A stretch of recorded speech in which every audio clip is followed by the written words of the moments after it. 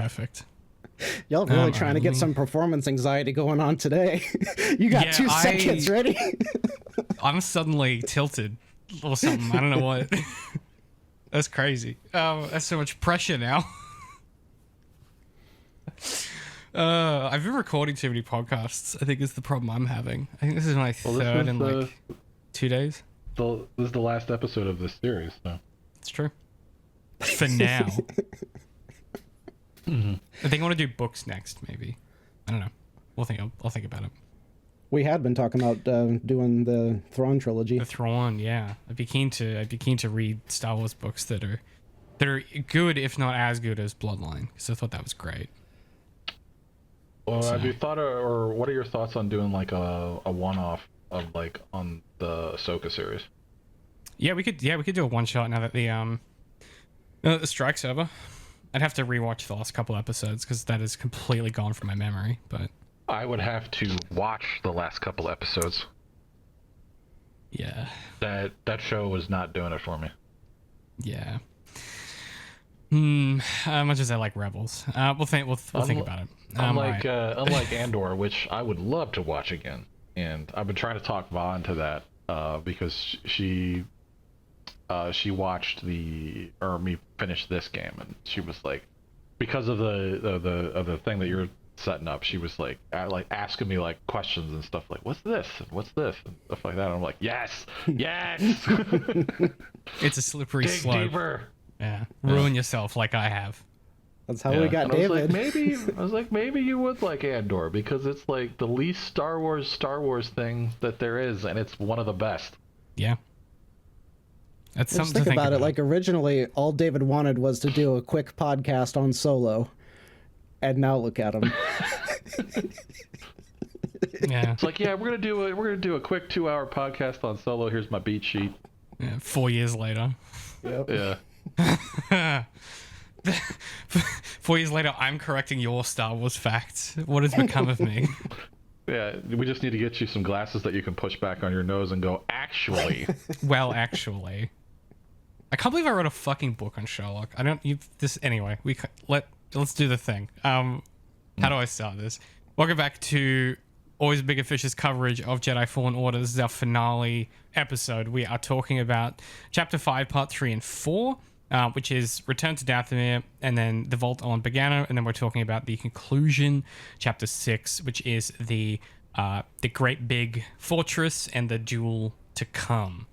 Now, we kind of crunched these together just from a production perspective because I realized I didn't have a lot to say about much of this, unfortunately. To get us started, though, Rai, would you please read us the summary for Chapter 5, Part 3, which is the Return to Dathomir? Okay. Back on Dathomir, the planet is mostly abandoned, save for a few Night Sisters. At the entrance to the temple, Cal defeats Big and Revictor, 2 bounty hunters. After more puzzles, Cal enters the Nightmare Ruins, only to come face to face with Night Sister Marin. She agrees to help Cal, and the two duel Malicos. In a tense battle, Marin ultimately buries Malicos in the tomb. With the Astrium in hand, Cal can now enter the vault.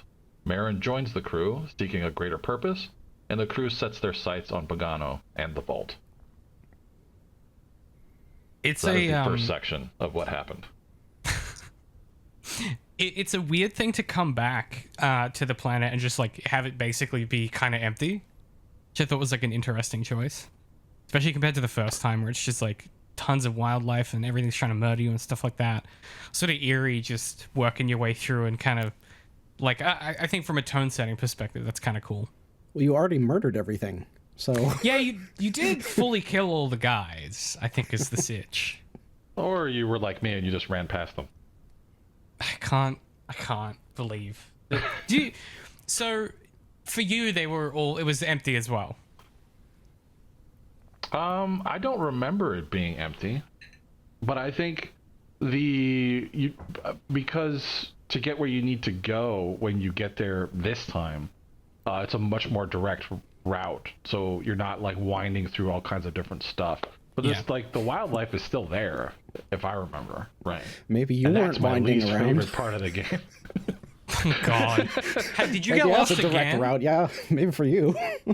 Did you? Darth, it's like 2 left turns. Yeah. Again, to give people some insight, in our little side chat where we talk about stuff when we're not here, Darth was asking how much time to budget for the end of the game, and I think we said 45 minutes to an hour, and so he said, "Okay, gotcha, 3." I said 3 days is what I said. Yeah, 3 days. I just don't understand what is going on in your head. Oh, I could show you some clips. I got a lot of things that will fully explain to you.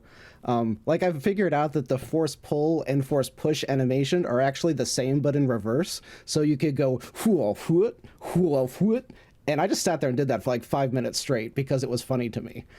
You can also do that with dudes, so you can like push them off a cliff and then pull them back, and then push them off a cliff and pull them back. I still just, have not managed to do that.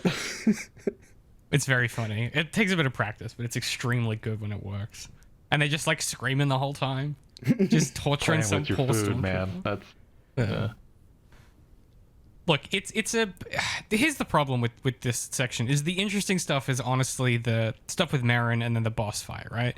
But talk us through getting lost again somehow, because it is fairly like I don't want to oversell how straightforward it is to work out where to go this time compared to last time.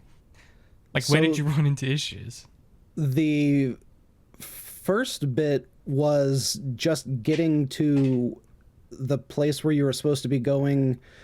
Let's see. It was like this opening bit where you're wandering around and then you have to like climb up to the top of this mountain. Well, it's not even the right planet. Yeah, we're talking about Dathomir. Yeah. This is like before we get back to Dathomir. So like I was lost. Oh yeah. Yeah. No. This is, we talked about this. This is where I got lost. Like when I went too far on in the play schedule. And like, yes, I climbed that wall like 3 times. I'm like, what are you supposed to be doing up here? Yeah. And so and then you're supposed to like jump down to the right or something after you leave it, and it took me forever to figure out that. Anyway, so that was the first spot of getting lost, was on Ilum. Wasn't even getting to Dathomir. So you you were like you hadn't even got to the airport before you couldn't find the terminal. You were like, I can't even work out where the cab rank is to get a cab to get to the airport. Yeah. I think what I'm going to have to do is just make like a video compilation of all of the minutes of me running around lost. And because I tried to record like every 5 minutes throughout this, so I've got tons of footage. So I'll just speed it up and, put some circus music behind it. Each time you cut between a clip, it's like the SpongeBob meme of like 2 hours later. Do you think that has hampered your experience of the game or improved it? It definitely has. Because I'd made the same statement before regarding the end of the the end of this episode when they have the dialogue and it's something like important and you're supposed to say, oh, this means XYZ, but then you have to spend 20 minutes figuring out how to get back to your ship, and then you forget whatever the dialogue was. So it's very much the same thing. Like, if I'm supposed to go from point A to point B and she gives me, Merrin gives me this talk at the beginning of it, and then I get to point B and I'm like, what was I supposed to be doing? Like, I was frustrated and running around in circles just because I didn't see the crack in the wall I'm supposed to slip through. And now I'm just angry and annoyed, and what am I doing here? And so I just run around and murder whoever I find until I figure out what I'm supposed to be doing. To add on to that, I think there's a very thin line between challenge and difficulty and tedium.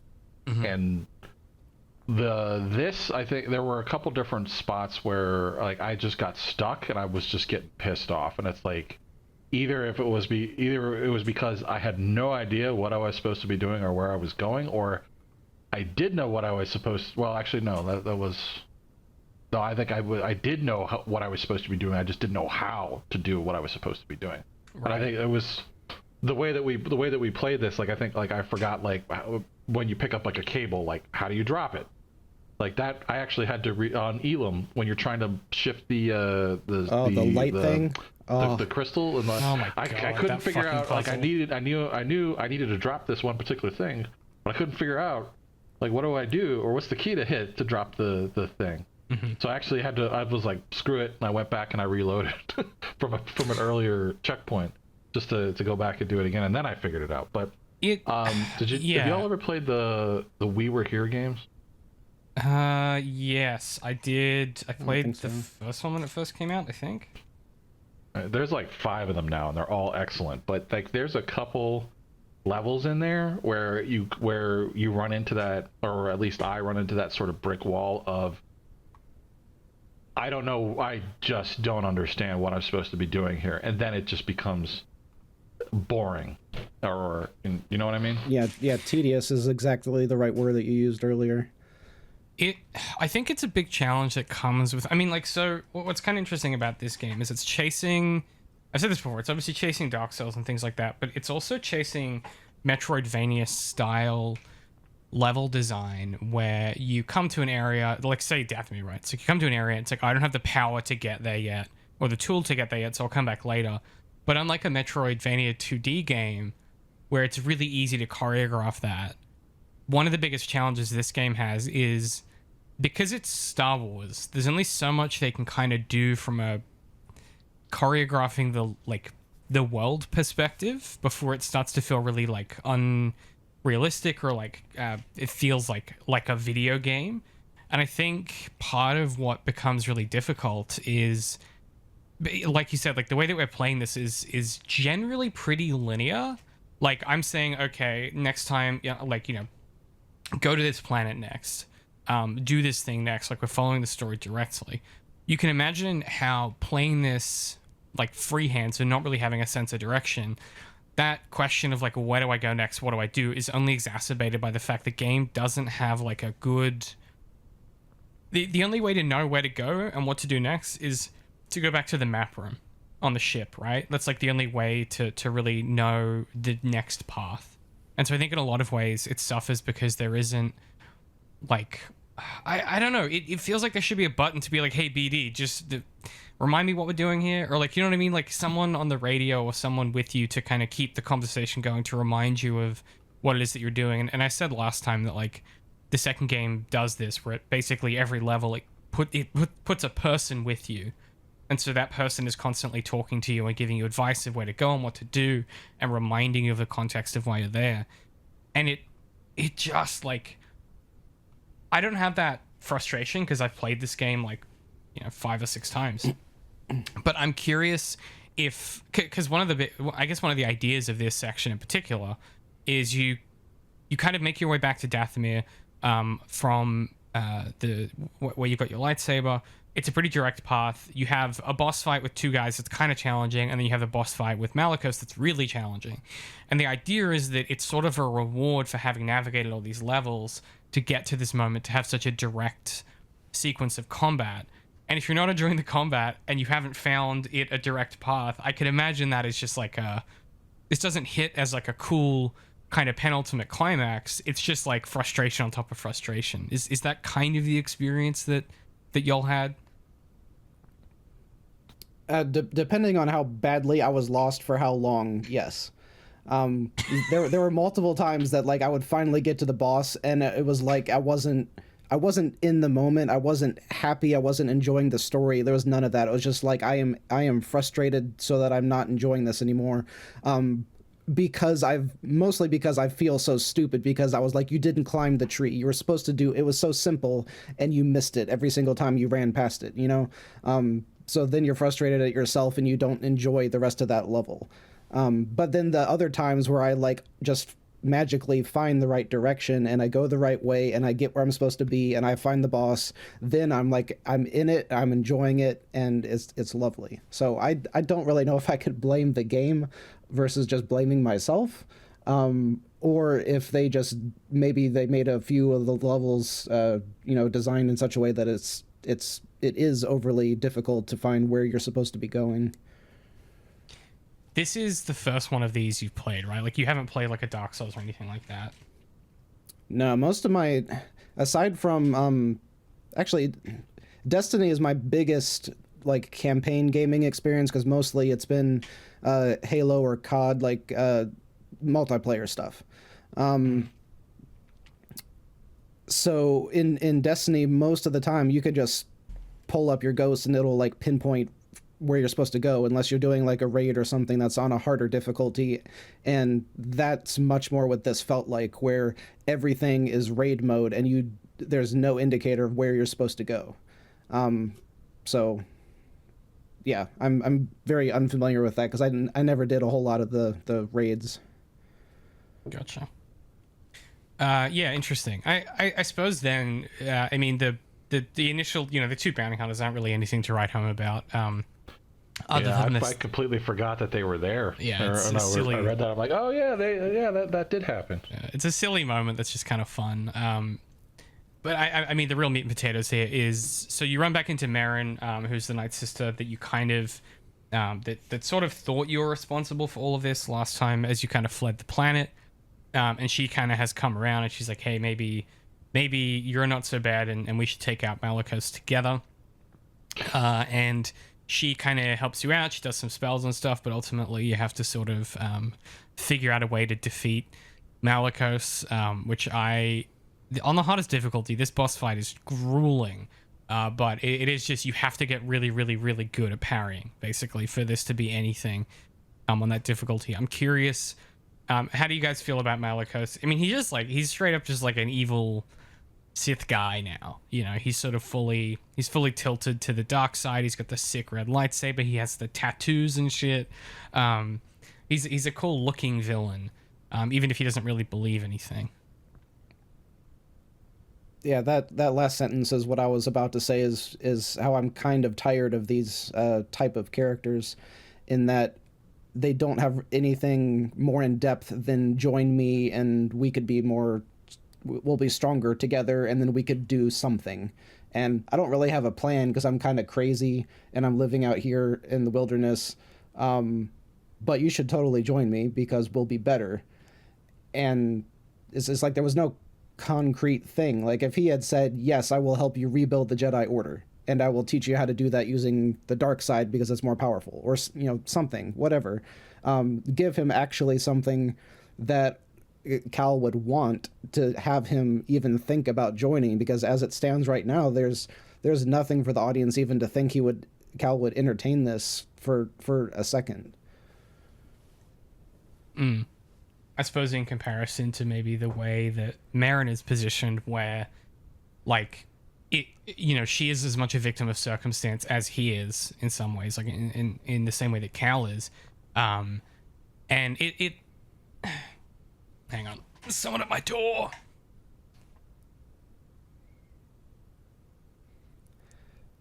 So this is the part where we vamp for a bit. This is actually a really weird like fear that I have, is like someone breaking into a friend's apartment while we're doing a video chat and I can't do a thing to help them except watch while they're murdered. Oh, it's even worse is that he's in Australia. Yeah, so literally nothing. Like I don't know his address. I just call the Australian police and be like, hey. Hey, there's a guy in Australia. Yeah. Oh man. Well, I guess what I would say about Malagos, or I think, to sum it up very basically, I would say to me he was entirely forgettable, and I think a lot of that has to do with the reasons that you articulate. It's just that he's kind of cliche, he's kind of boring, kind of been done. He's not really bringing anything different to the table, and it's not really anything compelling. So it just ends up being like, I don't even remember his name. The only thing I remember about him is Marin burying him in the rocks. And the other thing that I would say is that I was much more interested in Marin in this whole part than I wasn't him. I don't even remember, like, what was his... Did he have any sort of offer for us? I think it was just join me and I will train you kind of thing. I don't think he actually even... I think he did frequently make boasts about how powerful he was, and that was something else too, is there was no real there was no draw for Cal to want to join him and turn to the dark side. So if, for instance, he had fought Vader, been totally overwhelmed, and seen like Seer and his other friends like get killed, and then he meets Malicos, and Malicos is like, I could teach you how to defeat him if you let me train you, then we would have something more interesting. But as it stood, Cal was pretty much like on the same level remotely with Malicos when he meets him, because we never see Malicos do anything extra powerful. So if we see that Malicos like can easily defeat Cal in the way that Vader just defeated Cal, then Cal would be like, oh, so you could train me because you're super strong, so now you could train me how to defeat Vader.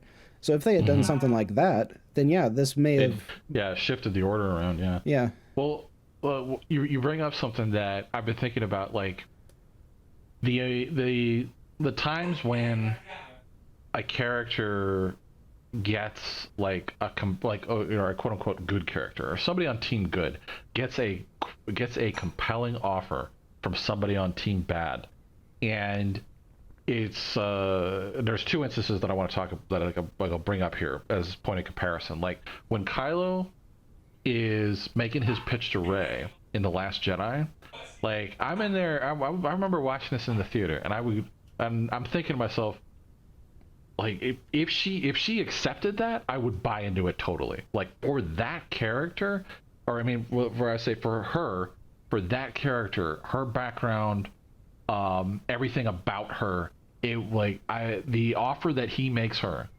is really compelling for her, and the fact that she just straight up rejects him makes like it to me really moves the needle towards the Mary Sue argument, in that it's just she's just too good or too pure or whatever to accept that. Like what was the quote that I had from what's his name, the guy who made the first movie, JJ? She's innately powerful, innately moral, innately good. Like doesn't have a great background, but she's just innately good. That's just her thing. And so she would never accept that because she's innately good, even though it really makes sense for that character to accept that. Like that is a compelling offer. Now the other one, which I was so happy with in Ahsoka, where you had the old guy, I forget his name or whatever. I think the actor died or whatever, and he's like, look, you want to find Ezra, like the only way that's happening is if you come with me, so give me the thing. Balin, I think his name was. Yeah. And so he makes her a really compelling offer, and it makes sense for her. You know, that's an offer from Team Bad to Team Good, and it makes sense for this character on Team Good to accept that offer, and she did. And I was so happy with that. Like that was, unfortunately, the rest of the series didn't carry my interest, but like that particular moment, I was really happy about that that they chose to go that route with her. Yeah. And I think that's something that's really missing in a lot of villains. Like even Darth Vader to Luke, you know, join me and together we can. It's not really that compelling, you know. Same thing with Dooku trying to get Obi-Wan to join him, and he's just like, I worked closely with your master, and we're like family sort of, because I trained your master. Okay. Yeah, he doesn't like actually pitch it in a way that, like the way that Balin pitched it to her was he was actually like empathizing with her and making a connection with her, because he wasn't necessarily a bad guy. He was like solidly in the morally gray area where he's still like to some extent like loved and respected his opponents. So I think that also probably has a really deep connection with that character's ability to seduce a good character to make a bad decision. Because if it was his apprentice, which I don't remember her name, but the girl that was Crazy Eyes. Yeah. So if she was making that offer to Sabine, I don't think Sabine would have ever taken it, because she, whether it's a trust issue or what, but because Balin was making it, and because he has that that personality where he wasn't trying to trick her. He was like, legitimately, I'm not going to just kill you later like Crazy Eyes would have done. He was like, legitimately, we will try to help you find Ezra. Then we'll kill you later, but still, we'll get you what you wanted. Yeah, you'll get what you want, but we'll kill you after. Yeah. No, like I said, it was one of those moments I was really happy with, because it's not something that you see, that most shows, most movies, most authors will not go that route. Like a completely different topic, but same idea of like something that I always really want to see in a movie or a book, but rarely ever happens, where so often a really weak conflict is just borne up by people not communicating. And or just not saying what you really want them to say. Like, and this happens in or what I want to see happens in Rogue One. Where, do you remember when like they're having the council meeting and they're like, we need to attack, we need to what is it? She's trying to convince them, the Death Star is real, it's a big threat, and we need to go do something about it. Or like it was like, we need to go. What's the planet that they go to? Whatever the planet does to steal the plans, and then they didn't want to do it, so they had to sneak in to steal the plans. Yeah. So, God, I can't remember. I don't remember. Scarif. Or I can't believe I Scarif. don't. Scarif. There we go. Thank you. So that would have been stuck in my head all night. Yeah. So they're like, she's trying to convince us like, we need to go to Scarif or something like that, and they're arguing back and forth about like, I don't remember exactly what they say, but they say, or it's like, we don't have, it's like the people, the politicians that are arguing are like, we don't have something or like that. And I'm like sitting there in the theater, I'm like, I really want her to say, you don't have a choice. You have to do this. And she goes, we don't have a choice. And I was like, yes, thank you. Oh man, it was a beautiful moment. One of the reasons I love that movie. See, another reason I was so excited when you started talking about that idea that characters not saying something, because that's one of my biggest gripes with stories like Harry Potter. There are like so many instances of the trouble that they get in are because they don't tell an adult about danger. And that's similar with whatever other story you want to talk about, whether it's like Percy Jackson or whatever story, especially when it's kids that are like the main characters. They refuse to trust in people that they actually trust. Like, why would you not tell the people who are supposed to be taking care of you, hey, Voldemort's doing XYZ? It's not like Dumbledore wouldn't listen. Yeah, Dumbledore of all people, he's gonna believe you. Yeah. No, there was a one of my long list of scripts back in the day. It's still somewhere, maybe on a computer that I've unplugged and have replaced, but or maybe I've saved that on my. Hopefully, I've saved that to my Google Docs. But like, there was a script that I was writing about easily avoidable conflicts, and how they're like, how I hate them, and how you account for that. Oh yeah, I think it was part of the why didn't they just thing that, like, we've talked about this before, but the example that I like to use to highlight like how you solve for the why didn't they just is that you make them do it. And the example that I go to is like in the original Hocus Pocus, where the thing happens that you were talking about is you're going, this crazy stuff's happening, why wouldn't they go get an adult? And the answer is they do go to get an adult, and their parents get like their parents are at the dance party or whatever, and they all get like hypnotized, and it's a great dance number, and so then they run out of there, and it's like, okay, well, they went to their parents and that didn't work.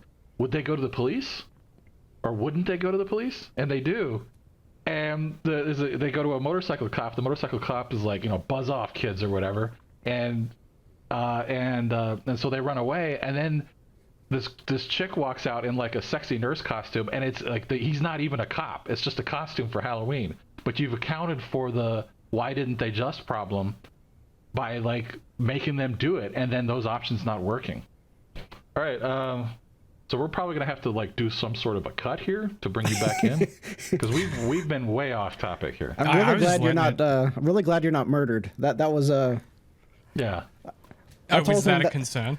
Yeah, that is an unnatural worry. It's like a deep fear that I have that I will be on a video chat with someone, and then someone will break into their apartment, and it's not like I can call the Australian police and just be like, "Hey, go find David."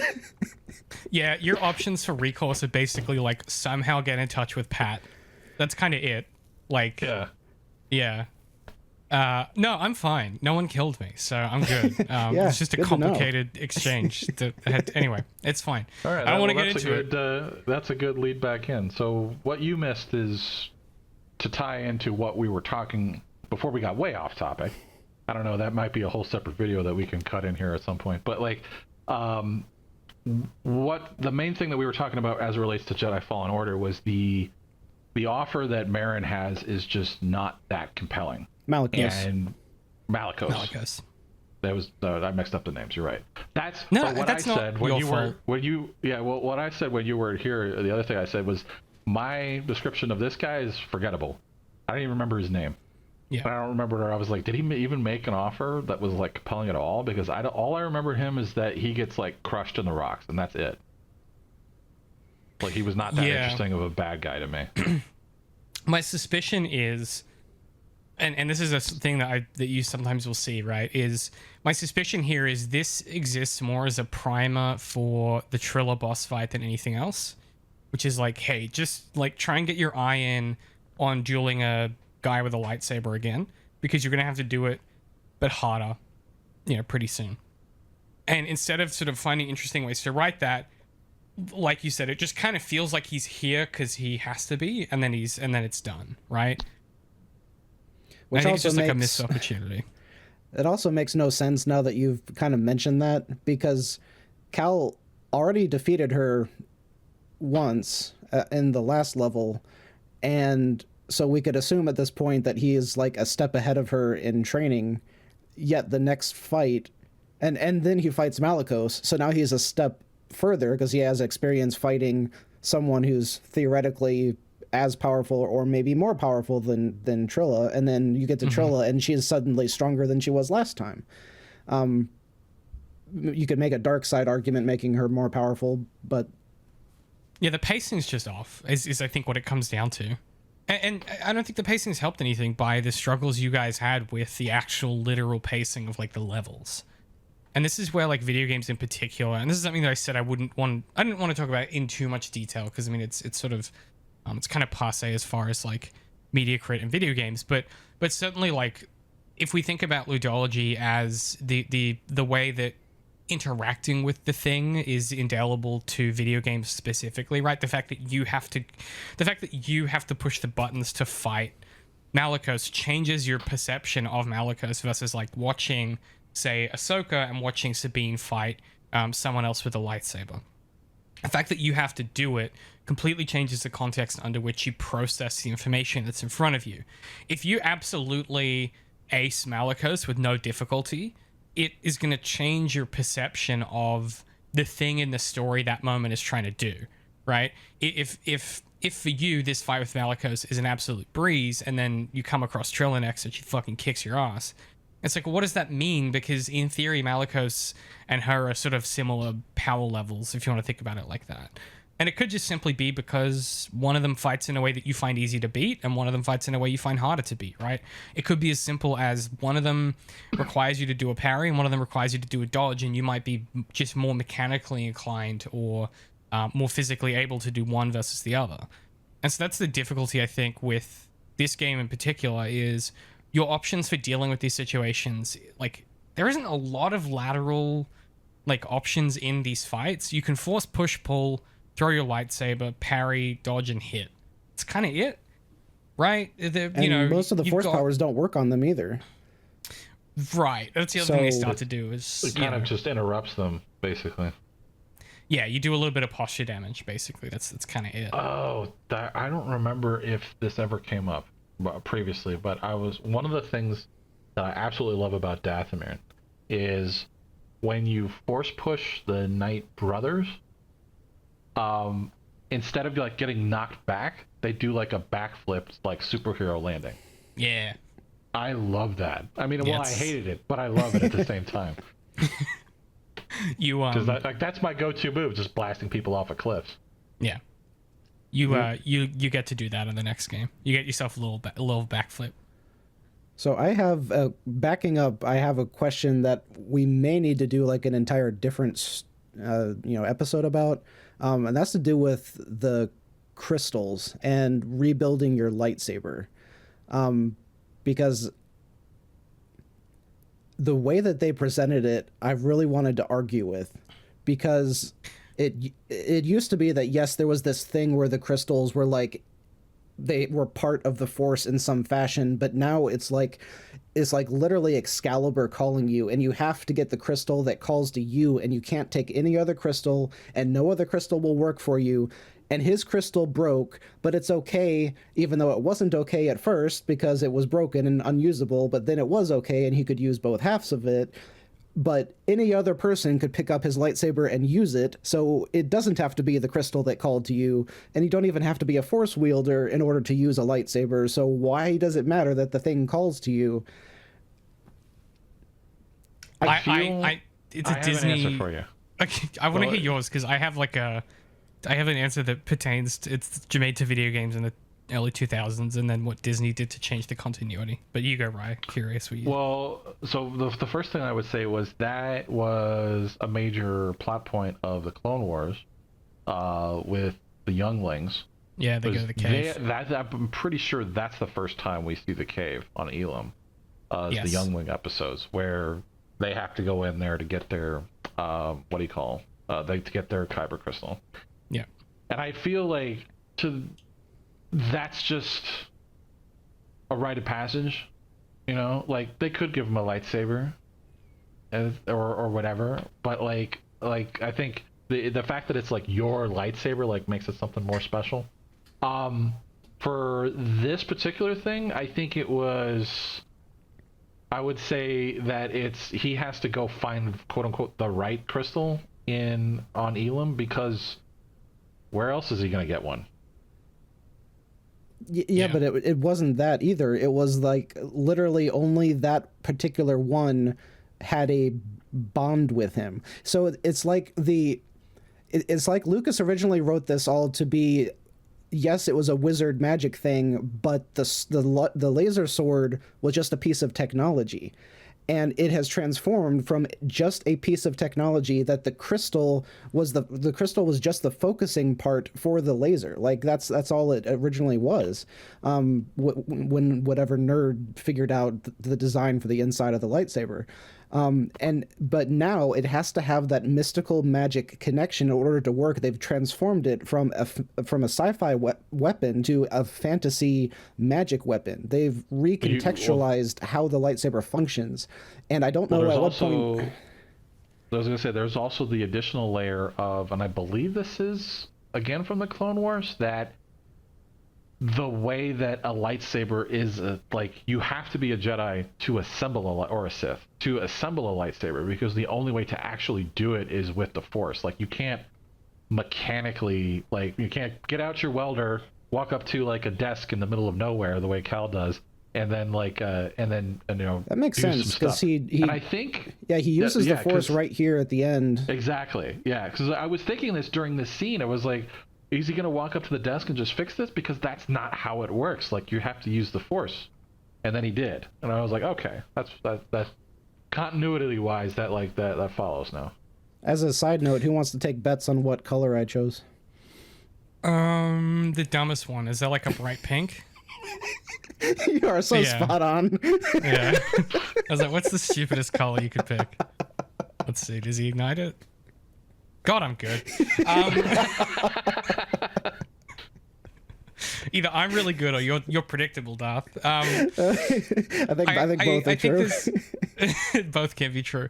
Look, I mean, there's a lot happening. We could talk about lightsabers for like literal hours. A lot of it comes back to what Disney decided to excise when they reset the continuity, and the lightsabers being assembled by Force. To my memory, the first kind of canon explanation of that is that comic book panel of Luke assembling his green lightsaber between the second and third films. And originally, and I only know this because I played a lot of the Star Wars video games when I was growing up. Originally, it wasn't a kyber crystal specifically.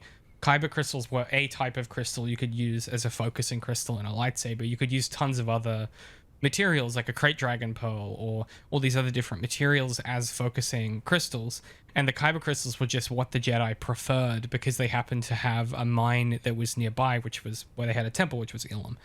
And so that was how in the past you had the Sith Empire, the ancient Sith Empire. They weren't using kyber crystals. They were using all types of other stuff to make their lightsabers, which was originally why their lightsabers weren't the traditional colors that were available on Ilum. And they would sort of corrupt and overuse these crystals to get more power out of these sabers. And like you said, which I think this is interesting, right? They used to be like you said, a science fiction tool, right? The way that Lucas talks about them, he does the same mistake I do all the time, which is just get the name wrong. Like you see him in interviews, and he just like frequently will be like, "Oh yeah, the laser swords or the the space jewels or whatever." Like to him, the story is more important than the specific lore. And one of the Filoniisms that has happened is when you have fans beginning to take over properties that are important to them, they start to make decisions that prioritize and promote certain modes of storytelling that are interested in things like this, right? Filoni is interested in questions of what makes a Jedi's saber. When Obi-Wan says to Anakin, this sword is your life, don't lose it. And Anakin constantly loses his, right? In the context of what we just talked about, Anakin goes through like 20 lightsabers in about 2 films. So does that mean that there are 20 crystals that call to him and are his? Or is it just any blue saber will do? And then you have the inverse of that, So he like loses one and he's like, oh fuck, I gotta go back to you. God damn it. I gotta climb that stupid wall. God damn it. Or do you think because he's the one, he gets like he has an Amazon Prime button in Padme's flat that he hits and a new one shows up? Yeah, Kyber Crystal of the Month. Yeah. Kyber Crystals monthly. He gets a delivery box. So an interesting side note, I'm not sure if you've seen it, but there is actually a deleted scene of episode 6 where Luke is building his new saber, and he's like doing his Skype thing talking with Darth Vader. And Vader's still like trying to seduce him after last time, and he's like, "Luke, come join me, son," and blah blah blah. And Luke's like, "Hold on, Dad, I'm putting together my new lightsaber." And then 3PO and R2 are going into the Jabba's palace there. That's very funny. Be like, "Dad, I can't talk right now. I'm in the workshop." That's a deleted scene? Yeah. Wow, I've never seen crazy. That. Yeah, I mean, it's not anything like massive. It's just like because the voiceover would have a couple different levels of massiveness there, like the whole like force communication over long distances, like that people had issues with in Last Jedi. Like that's right there in episode 6 if you include that scene. That is true. It's not in episode 5 where you see that happen. They're in relatively close proximity. So yeah, in episode 6, Vader would have had no clue where Luke was, and still been able to talk to him. That may have been one reason why they decided to cut it. Huge issues with Force Skype checkmate. on Last Jedi. Checkmate, Star Wars fans. Well, it didn't happen, so it's not whatever. But so bringing it back to this game, the thing that I probably wanted to talk about the most, and it was so my friend Va, who you both met.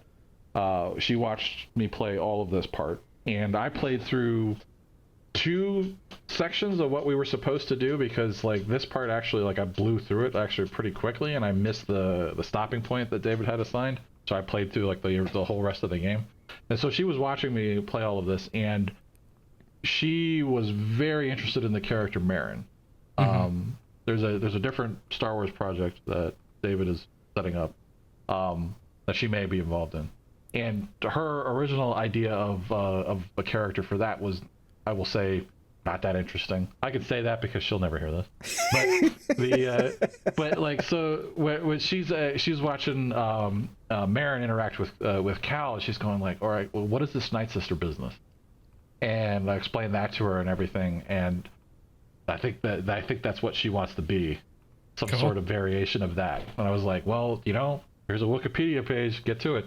But when we were looking at or watching the cutscenes or whatever, immediately when they have their first talk, and it's like both of us are like, we want them to team up, and then we want them to bone, like, it was. And then so when she comes back and like in the fight and like finishes off Malicos, and we're like, yes, and then she agrees to. This goes to the discussion that Darth and I were having when you were away earlier. The compelling offer to somebody, and he's like, you're all alone here. Why don't you just come along with me? Like, we have similar backgrounds. We can vibe together on the ship. Let's go. Yeah, we can vibe out. It's cool. Yeah. Yeah, they do have crazy chemistry too. Like, there's something about these two people who are kind of closed off, who have been so closed off for so long, kind of like connecting in this way that is also really compelling.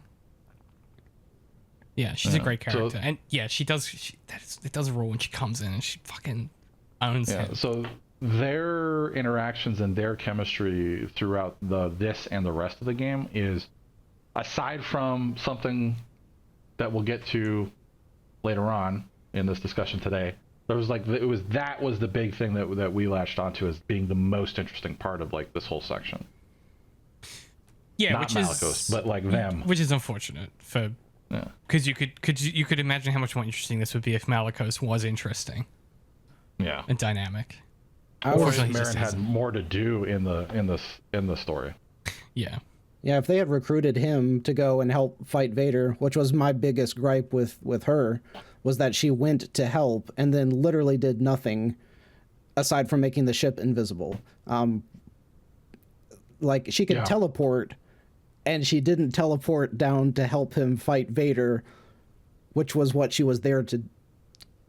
Ostensibly, that was what she was there to do, was to help him fight the big bad. That's why in most cases, that's why this character would go with the hero, is to help him fight the big bad, and she just stays on the ship. So I thought that was a really odd... Yeah, I think it's an unforced error, just like at a storytelling level, but also canonically, she can't leave the ship because she's the one keeping it cloaked the whole time. But then she does to save them.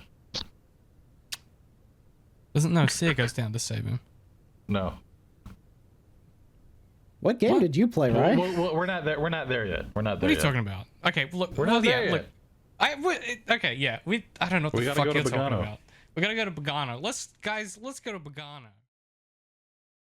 If you like these handcrafted studies of genre fiction, please head over to zeroindent.com or patreon.com/zeroindent if you'd like to consider supporting us.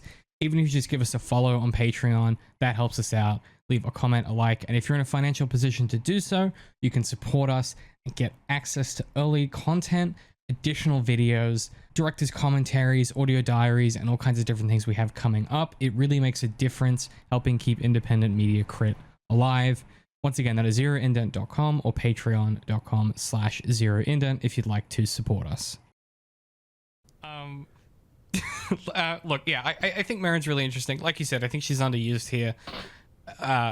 Will not be a problem in the second game. I want to say something that'll make you laugh first. You know how you said once that they build stuff just because people like Darth are going to try to do it? You can't attack her. As soon as you get close, you automatically put your lightsaber away and you go into like whatever story mode. If you're in this circumference around her, you see how the camera shifts? As soon as you get close to her, the camera shifts, even though there's nothing for you to talk about anymore because you've already done all your dialogue bits. That's how strong their chemistry is. Yeah, that's right. It's meant to be. That's that. The camera shifts when he's around her. Yeah, the camera shifts. That's how you know it's true love. All right, you ready for Bogano? Yeah, let's. I will also just say, Marin's whole fit, like her look, is sick as hell. Like the white hair, the red we were robes. talking about like the cosplay. That'd be she's got an outfit for that. It's a. I wonder. They have to think about that stuff when they're designing these things, right? I mean, it's probably tertiary to like making something sick to start with, but yeah, I'd imagine so. Well, I mean, if you think of some of the other Night Sisters that you saw depicted in the Clone Wars, like, this one is much more attractive. So they definitely did some specific designing when they did her compared to, the other ones who you're supposed to be more scared of and everything. But this one, you're like, you want the audience to empathize with her, and you want to see her hook up with the hero. Yeah.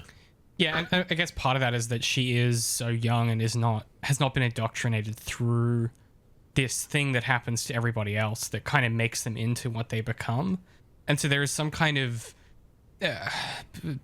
positionally, there is something happening with her character rejecting that kind of destiny towards some foregone conclusion that she would be kind of indoctrinated into, and maybe in some senses that is why she and Cal bond, because he is doing the same thing. He is grappling with the realization that like maybe the Jedi as writ, the Jedi as laid out before the fall, maybe that isn't something that like Cal necessarily thinks is productive or holistically good, and maybe that's something that he is going to struggle with, and obviously something that Siri's been struggling with, and frankly something Trilla has completely rejected. And so you can feel like schematically all of these characters in a similar framework asking similar questions of different parts of the systems they're in, at different processes of leaving those systems, or questioning them, or rejecting different components of them. And to me, that's why Merrin is so interesting here, because she's like, what if you got to the moment where they're like, hey, you need to come into the caves and we'll give you the lightsaber crystal, and you went, actually, I'm good. Like, I think I'm gonna go work at the grocery store. Like, maybe I don't want to become a monastic warrior. I might actually want to go have a life. And she's kind of making that choice, and Cal is starting to ask himself those questions. But yes, let's go to Bogano, right? If you wouldn't mind reading the summary for us. Yeah, sure. Cal delves into the vault on Bogano. In a Dagobah-esque vision, Cal must confront visions of his own darkness. Trilla ambushes Cal and swipes the holocron. Back on the Mantis, the crew set their sights on the Fortress Inquisitorius, with designs of tracking down Trilla and finishing things once and for all. I just want to say this so that I don't get this comment. Fortress Inquisitorius is a fucking dumb name. You can't just put Latin stuff on the end of a normal word and be like, yeah, it's good. Because, like, this implies that Darth Vader, I guess it is Anakin Skywalker, like the ultimate himbo, being like, how do I name my fortress something intimidating? Ooh, Latin. Extremely funny to me. Well, also, because it's an English word paired with a Latin word, like, if they made it Castellum Inquisitorius, that would be something else. But no, it's English and then Latin. It's very funny. Fortress Inquisitorius. Ugh. God bless Anakin Skywalker. Well, I mean, it is 100% of a Lucas name right there. I think he's just like, he just is. He is history's biggest himbo. Like, that is just truly Darth Vader's issue at this point. Like, okay, but let's talk about Bogano, because we kind of get we get the classic Star Wars moment where you go into the ancient place where the Force is, and you have the vision, right? You have to confront your darker, the dark self, the inner self. In Luke's case on Dagobah, it's he cuts off Vader's head, and then it turns out that it's his head. Metaphors. And Cal has sort of a vision of himself, but what if he was sort of captured and became an Inquisitor? And I gotta be honest, gang, his like Inquisitor armor and that red lightsaber is sick as hell. Yeah. Like, I want to play dope. that game. That, no spoilies, but maybe that's what the series ends up being interested in. You can. I think it's New Game Plus. You can wear that armor and use that saber, I think. So, that is what I should have done, because I did have a New Game Plus save. When inevitably we get to the second game, I will definitely be playing with the red saber, because it is a sick look. But yeah, he confronts this, and then as he's sort of dealing with this situation of these visions, and he's going for the holocron, Trilla kind of jumps in and takes the holocron. And like kind of Darth foregrounded, just like pretty handily takes it and runs too. Like Cal doesn't really have much going on here. If I recall, he bests her in battle, like without very obviously he is the victor. She does not have the skills to beat him, is the way that it plays out in the animation. And as soon as he grabs her saber and takes it away from her, she is now dead, except because of his unique force power, he now goes into flashbacks of everything that saber did. And so then he goes back and he has the flashback of Seer and sees her tortured and all this other stuff. And that's when Trilla makes her escape, which I loved how I hated that she left him alive, because the villains always do that and leave the hero alive when they're vulnerable. But I love that they set it up in a way for her to escape that actually like worked with the rest of the story. I thought that was pretty cool. Yeah, and that one power that Cal has been using this whole time to kind of, figure out what's going on in these places that he's visiting, and he connects with her saber, and it's like just the shock of it and the trauma, right? Like he just can't deal with this in this moment, which speaks to like where she's at, right, in her headspace, which is like she's been through all of this, and so suddenly that thing Cal can do that makes him kind of a unique and interesting character.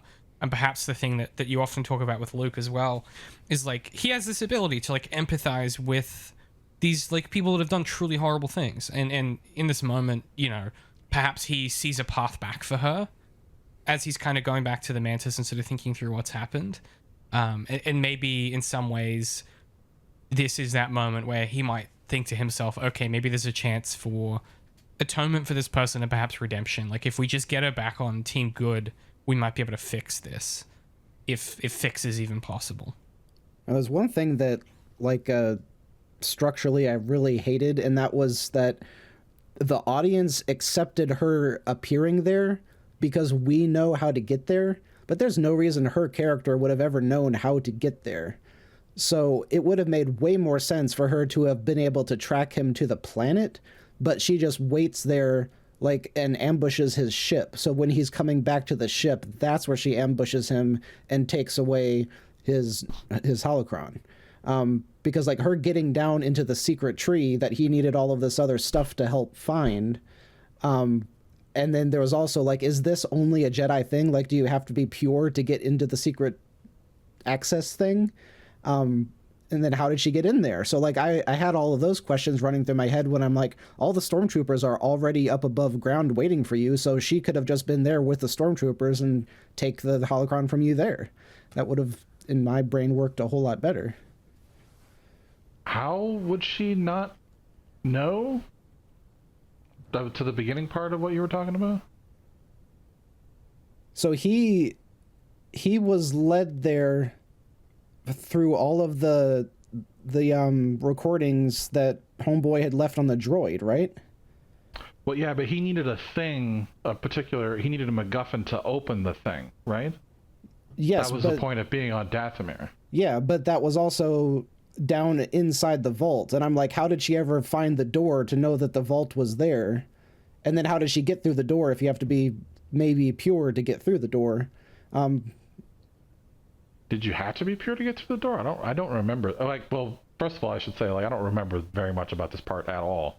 But I don't remember there being any sort of like purity test. Yeah, I don't know that there is or not. That was just like a question that popped into my head. It was like, if this is like this sacred space, of course, I guess the Zepho built it however long ago, so maybe just me overthinking, but that's what I do. So as far as what I would say is the rule of coincidences is that it's okay if a bad guy is coincidental. Yeah. That is generally like because the assumption is that they have access to means and resources that we don't see. And so the assumption here is that the unspoken rule is like she somehow would have followed, tracked, done something, outsmarted Cal. Yeah. Like, you know, like there's something that has happened that we don't see that would sort of self-inform how she did this.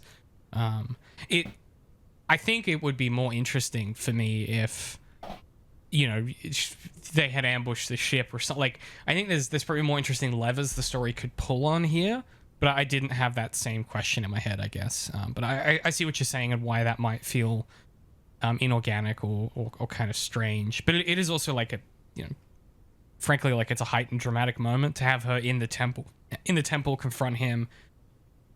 Maybe that's why he's able to see the flashback, because he's still in this place that runs deep with the Force. Perhaps in a different scenario he wouldn't get the fullness of this vision. So there's also some other things being kind of thought about there. And I don't think it's a test of like purity, but I think you have to like confront who you are, and that's why Cal sees the other side of himself, and so perhaps she's already comfortable with that. The mechanics of the level or the room, if I recall, is that like he has to climb an impossibly vertical muddy hill. I do remember at the time when he's climbing up the hill, I was like, this thing is slick with mud that you slide down the other way. The angle that he's climbing, this would be impossible. Like, I don't care how force sensitive you are, you ain't getting up that hill. Not without double jump.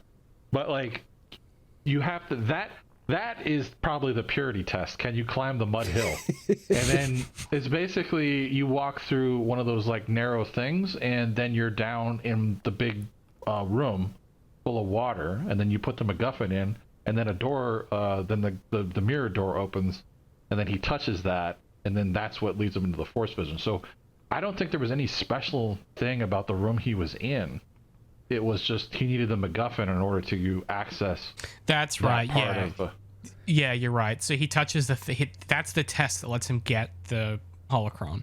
It's not right entering there. So you gotta walk through that. You gotta Darth. You gotta walk through. There you go. You gotta walk through that. It's like the fourth time that we've gone into this temple. By the way, hold on, watch, because I'm doing this on purpose.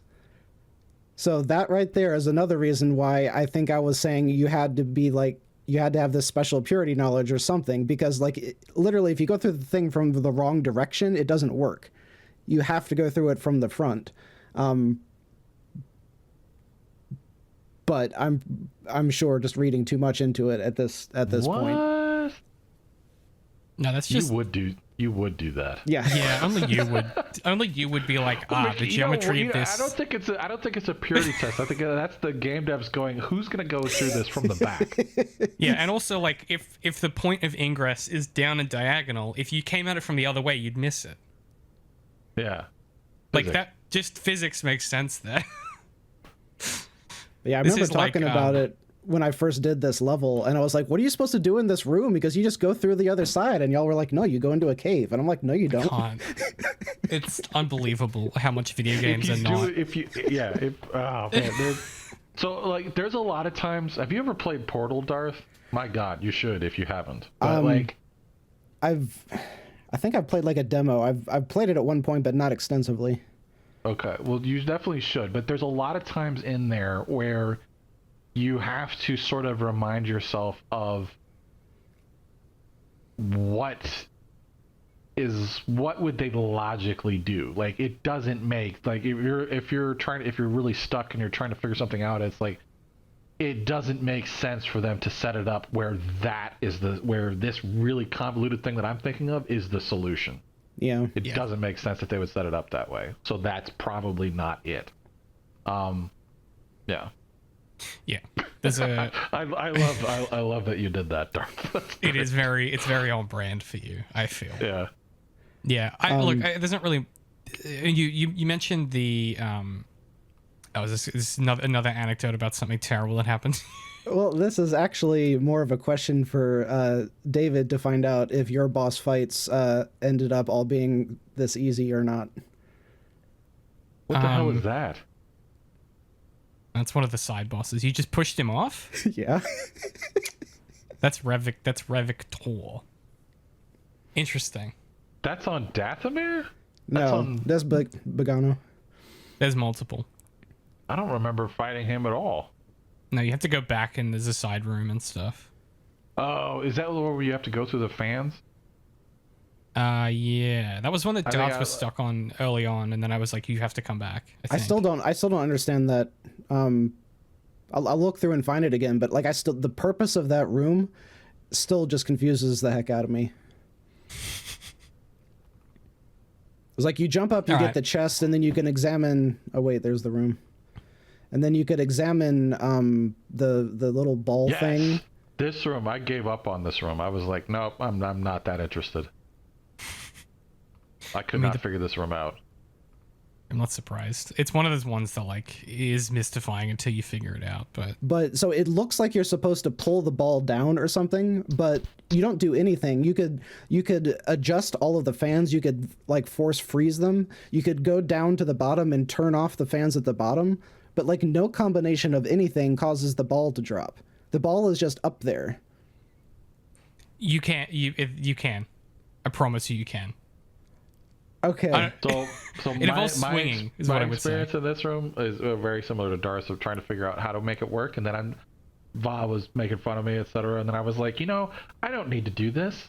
This is a side quest. Like, we've already done what we came here to do, and I want to go to Fortress Inquisitorius, not waste my time trying to drop this ball or whatever the hell I get out of it. I gotta figure it out now, because it's probably been like 2 solid hours of me in this room trying to figure out what you're supposed to do with the fans and what order you need to do them in and all this stuff.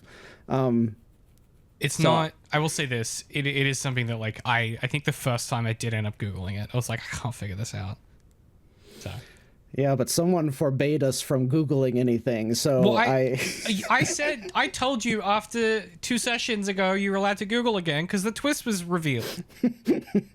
So if you're not Googling now, that's on you, I think. Let's not blame the producer for your mistakes, okay? Who else are you gonna blame? That's how it works. That's true. That's what the producer's for. Fuck. Taking L's left and right.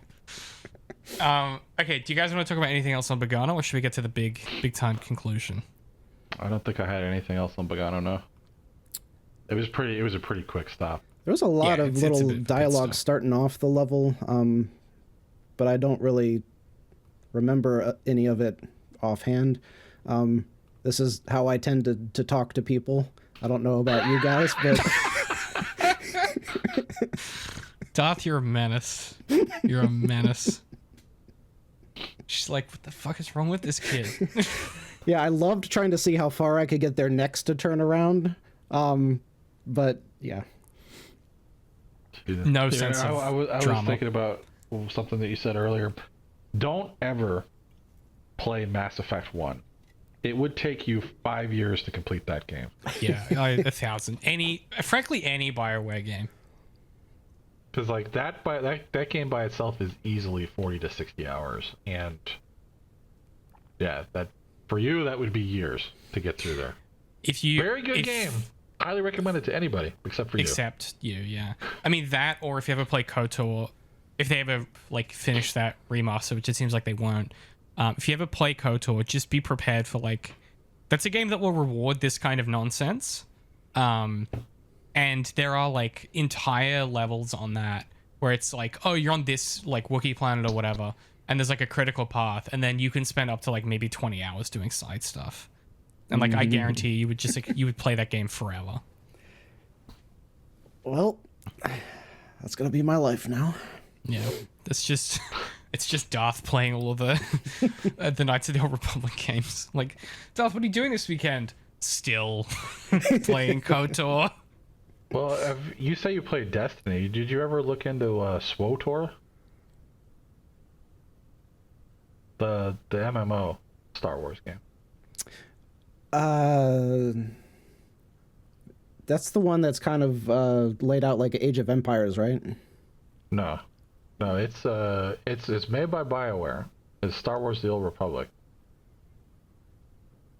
It's not SWTOR, but we call it SWTOR. No, I guess I'm not sure. It's otherwise confusing because Knights of the Old Republic is KOTOR. They should have chosen a different name. KOTOR and SWTOR, yeah. So it's Star Wars.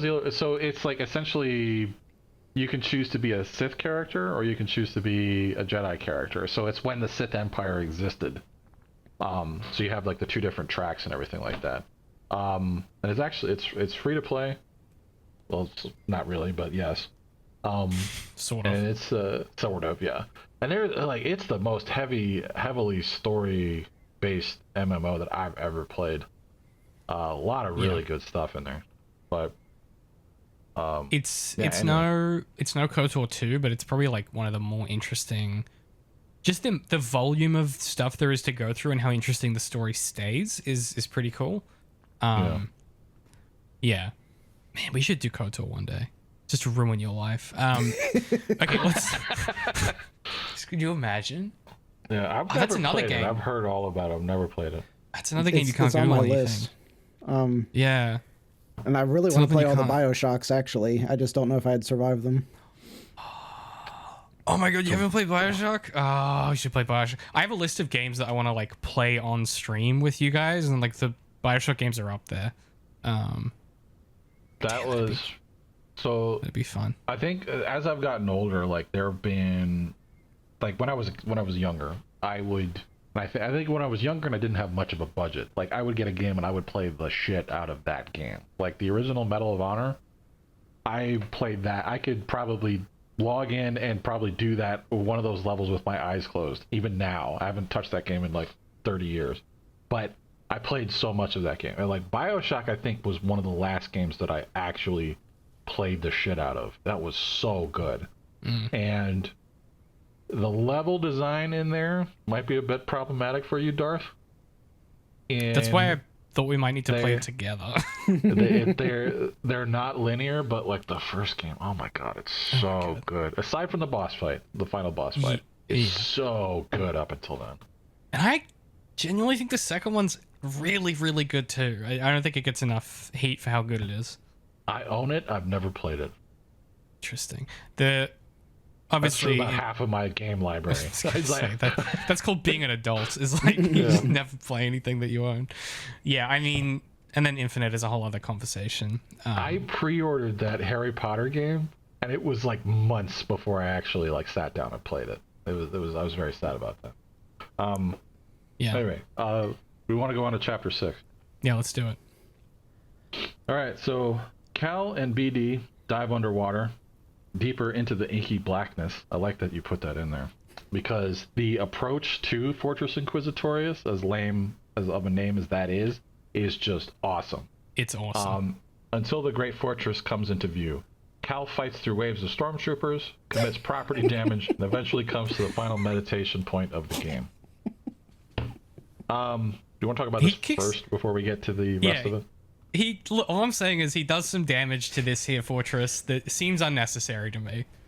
He's flooding chambers, he's breaking glass, he's shattering consoles, destroying machine guns. He's a menace. So I feel like this level was more combat based than any other, less puzzle based, more combat based, less puzzle based. I had a lot of, as much as I don't like the combat, I had a lot of fun with it on this. Yeah, I did The too. absence of puzzles is what works for me. I know that's the whole shtick. I understand that.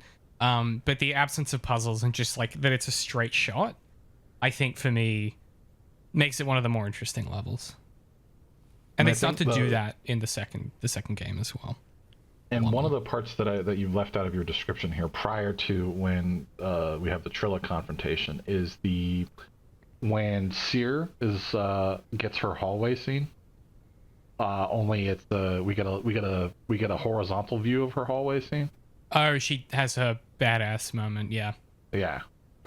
Yeah. Yeah, I thought It's that was cool. pretty cool. So, She's a cool character. as a side note, because you just mentioned puzzles, I don't know why, but this thing was like one of the most difficult ones that I've ever had to do in this game. And I knew what to do for a change, and I just couldn't make it happen. I spent so long trying to get this cable and plug it into something. And I couldn't make it stay where it needed to be. Buddy, good lord. I mean, oh god. Okay. I mean, you can see where it needs to go. It's not that. That's not. Also, you've done tons of these before. You know that you plug it in, then you press a button, and you're like, I'll press the button first. Good grief. You're trying the same thing. Why are you trying the same thing? You were so close that time. This is infuriating to watch. What? Why are you doing the same thing if it's not working? Oh, this is painful. Is he gonna do it this time? Thank God.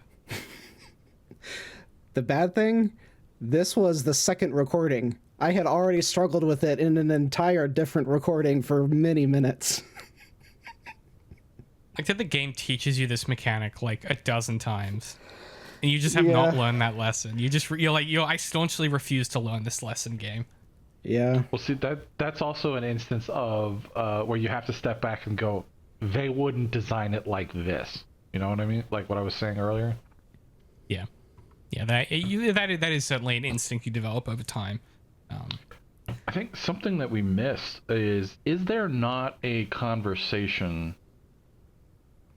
Well, so prior to diving into the inky blackness, there's a couple of important things that happen. I think, like, first of all, you have Marin cloaking the ships. Like, that's her whole reason for being there, is to cloak the ship, so that because that was one of the first thoughts that I had. I'm like, there's like 8 billion Star Destroyers around this planet. Like, how the hell are they going to get in there? And of course, she's like, Night Sister magic. And I'm like, okay, that works.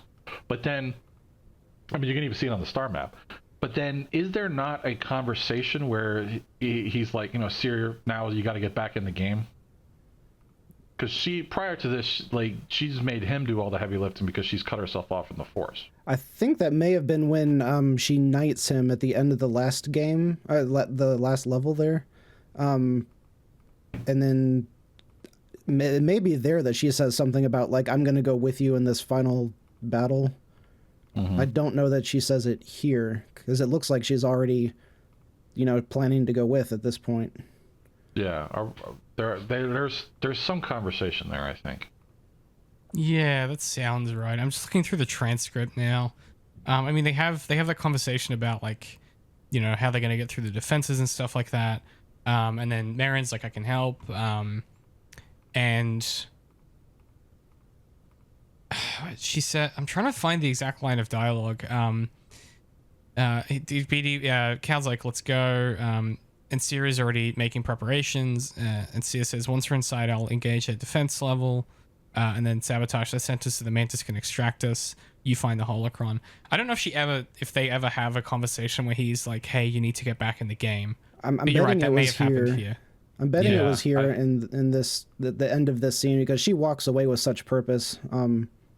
Granted, I could just turn up the audio and we would know, but that's too easy. So there's no way of knowing. So, I mean, I don't think there's anything really more to say about it other than it happened, or I guess like what that means for that character.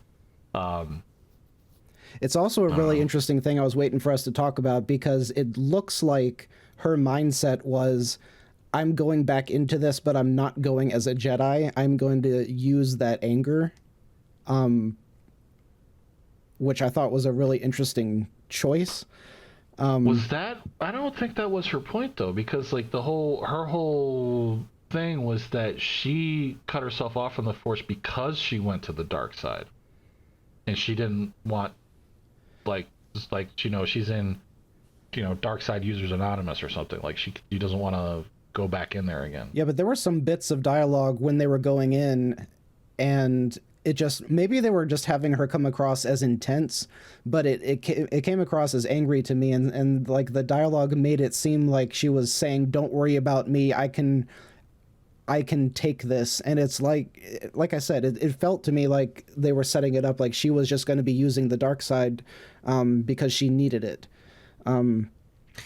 Yeah, I don't think so, and the reason I would say that is because of the later scene with Vader where she is using the dark side and he's like, no, don't do that, and then she's like, oh shit, I'm using the dark side again. Yeah, I think perhaps they're splitting the uprights on this, where the idea might be that it's not necessarily that she is leaning into it or relying on it, but perhaps that she's accepted that whatever that transgression was, like the Force is this thing beyond these questions of like light and dark, and she needs to accept what she's done in order to step back into the world and like rejoin and do her part. And so maybe it isn't so much that like she's explicitly leaning on the dark side or is going to explicitly use the dark side, but perhaps that is no longer a going concern for her because there are more important things than her own kind of internal questions of morality or internal questions of damnation. Like there's something bigger at stake here than herself. That's kind of how I read it, is sort of that moving past that question and stepping up to the plate and letting that be what it was, kind of thing. That's my kind of reading anyway. All right, so moving on from there, Trilla, after you go through all of that property damage and some jumping around, etc., Trilla awaits inside an eerie chamber. Cal and Trilla duel. With her back against it, Trilla unleashes her anger, disappointed by her lack of performance. Darth Vader steps into the room and executes Trilla in an amazing, awesome, iconic fashion. And then, unable to hold his own against Vader, Cal has no choice but to flee the vicious Sith Lord. That's an interesting combination of words. A vicious Sith Lord. Say that 3 times. Yeah. Yeah. Just as things look dire for Cal, Cere steps in and fends off Vader long enough for the duo to escape. All right. I guess we'll talk about this for a minute. Yeah. I mean, do you want to elaborate on do you want to set up the fight and then elaborate on the Vader piece? Because I think there's a lot to unpack there. You're probably gonna have to talk about the fight because I don't remember much about it other than you got her to a certain amount of I remember getting her to a certain amount of health and then then going to the cutscene, and I think it was one of those situations where I don't think I was thinking ahead of this is where Darth Vader comes in, but the second that it happened, the second you hear the the breathing, I'm like, of course he's here. Makes absolute sense, and yeah. So the way that he comes, or I guess to talk about the fight, I remember it being fun. It didn't take me more than one try. Again, I'm on story mode, but son of a bitch. I think I was really trying to lean into the mechanics of the combat in the game for this part. So and because this level is so combat heavy, I think I was well tuned up for the actual fight with her, and probably also from the Malicos fight, like you said. So it really wasn't that bad, and I was like, it was kind of fun. And then now Darth had mentioned they're not really susceptible to force power, so I always just use them as an interrupt because they're effective that way.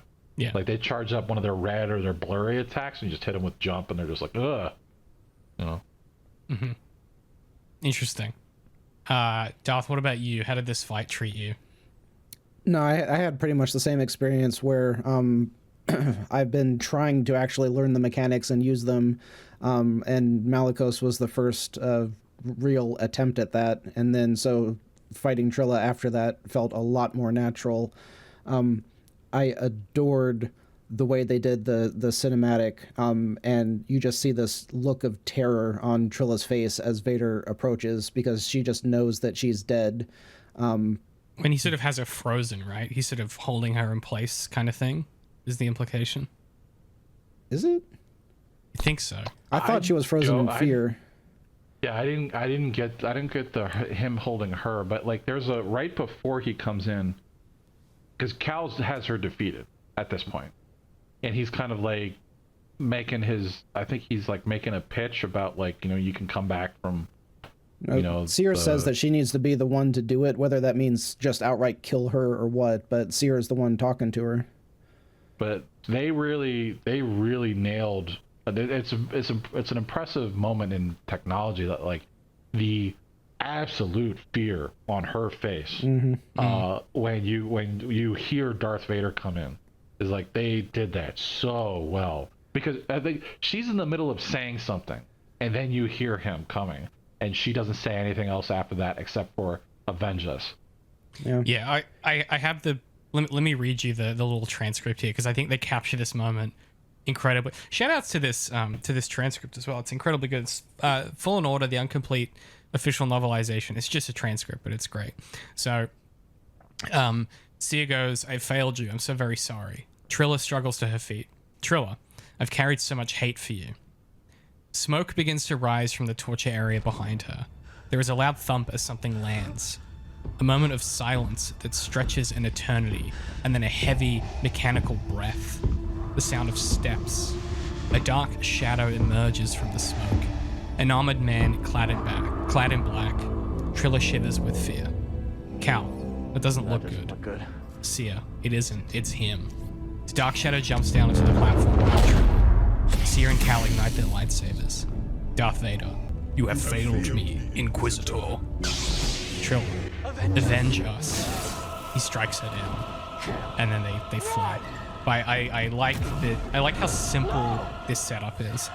You get this the kind of the build up, and then it just immediately breaks bad. And you're right. The fact that she just kind of seizes up completely and she knows she's dead, and that you get that conveyed on her face. And some of that is that we're playing kind of it's not remastered, but this is the post PS4 graphics. They have the much better textures and stuff like that. You can see it a lot more clearly.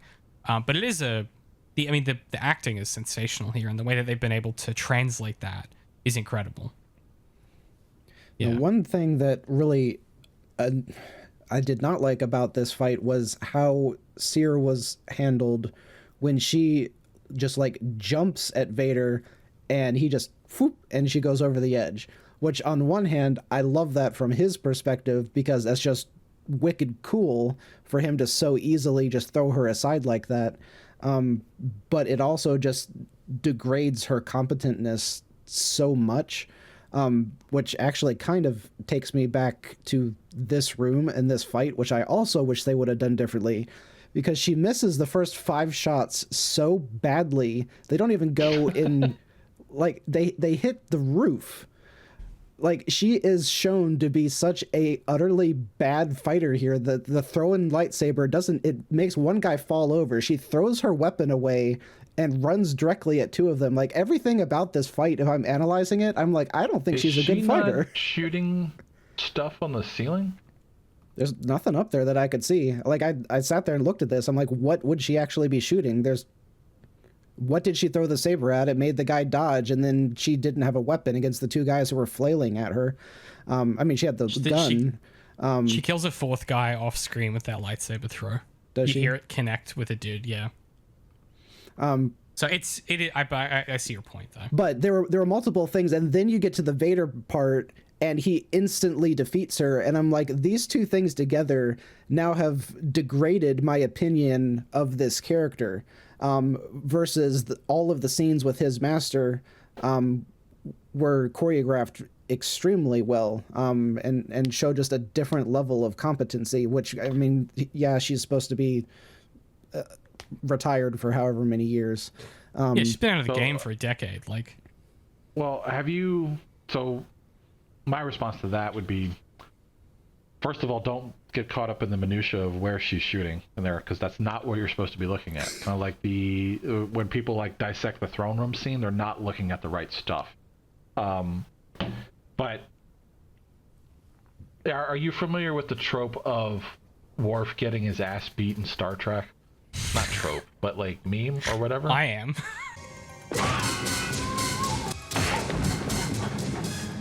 Yeah. Dartha's not a Star Trek kid, though, I don't think. Okay. Well, are you familiar with Star Trek at all? I actually am a moderately big Trekkie, but okay, I'm trying to remember. I know he's head of security, and I know he was always going on the ground missions, but I don't know that I've seen him get. Actually, I don't know that I've seen him win a whole lot of battles. Now that I think about it. Exactly. So the whole idea behind there's a great YouTube channel called God, I forget his name. I'll have to text you afterwards. But I haven't watched it in a long time. But he had a whole breakdown on this, on the whole idea of Worf is actually a crappy fighter, because he gets on screen, he gets his ass beat all the time, and off screen is where he has all his heroics, where he comes back from the Batleth tournament on Omicron 9. Or something like that, where he finished first master or something like Omicron. That. And I don't know. I'm just pulling. That was a Futurama word. So there you go. So Rigel 7 or something. But no, that's the Pleasure Planet. But like That's one of them. Yeah. That is the Pleasure Planet. That's a fun one. yeah. So the point is, like, all his heroics, or at least up until we get to DS9 and then the new Picard series, most of, like, pretty much all of his badassery happens off screen, and on screen he gets his ass kicked all the time. And the reason that happens is to illustrate how powerful the enemy that he's dealing with is. And that's the point. That's the point of that. It's not to take away from him. It's to build them up. So, like, the fact that, like, Vader could just go like boop and then, like, knock her over, like, that is an illustration. Like, I would say, like, that perfectly leads into how they designed that sequence, which is that it is not a boss fight. That boss fight is, you need to run. That is the only way you're dealing with this. And I thought that, like, while that was happening, I'm going, this is so perfect. It's awesome, isn't it? You can't have a fight with Vader. First of all, because you can't beat him canonically. But how awkward would that be if, like, Cal Kestis beats Darth Vader, like, before, like, 10 years before A New Hope happens. And then he puts on the armor and he takes he's like, he's like, now, oh man, that would be true. He's like, because now, Luke, Obi-Wan lied to you. Like, I killed your father. Or no, I did kill your father because I'm not your father. Boom, bitch. Yeah. We did it. We fixed Star Wars. Yeah, there we go. No. So, like, I think it plays perfectly into, he's so powerful that he just knocks Cere aside like that, and you can't fight him. You have to run. That's your only option. Yeah, and, like, I like the way this is reinforced immediately, where, like, he doesn't even bother, like, Cal, immediately after this, Cal charges at him, and he doesn't even, like, bother to deflect him. He just freezes him. Just, like, it's the easiest thing in the world. It's so, and then starts to choke him, right? It's so simple for, this isn't, like, this is not even worthy of Vader's attention in this moment. He's just like, if I can recruit this kid, I will. If not, I'll just ace him. Like, he's so disinterested that he goes, what does he say? He says, you'd be wise to surrender and then submit. And then Cal sort of does a little trick by, breaking an exhaust pipe, and, BD manages to help him get away. But it's this, if you haven't played it, you basically then just run the fuck away from this guy who's trying to murder you. And it has that feeling of, like, now, Darth, I'm curious if you did this, because it seems like something you would do. Did you let Cal get murdered multiple times just to see all the different animations? I ironically did not even think about that. Oh, it's the one time where they did it just for you. They got you a little treat. They're like, somebody is gonna try to fight him.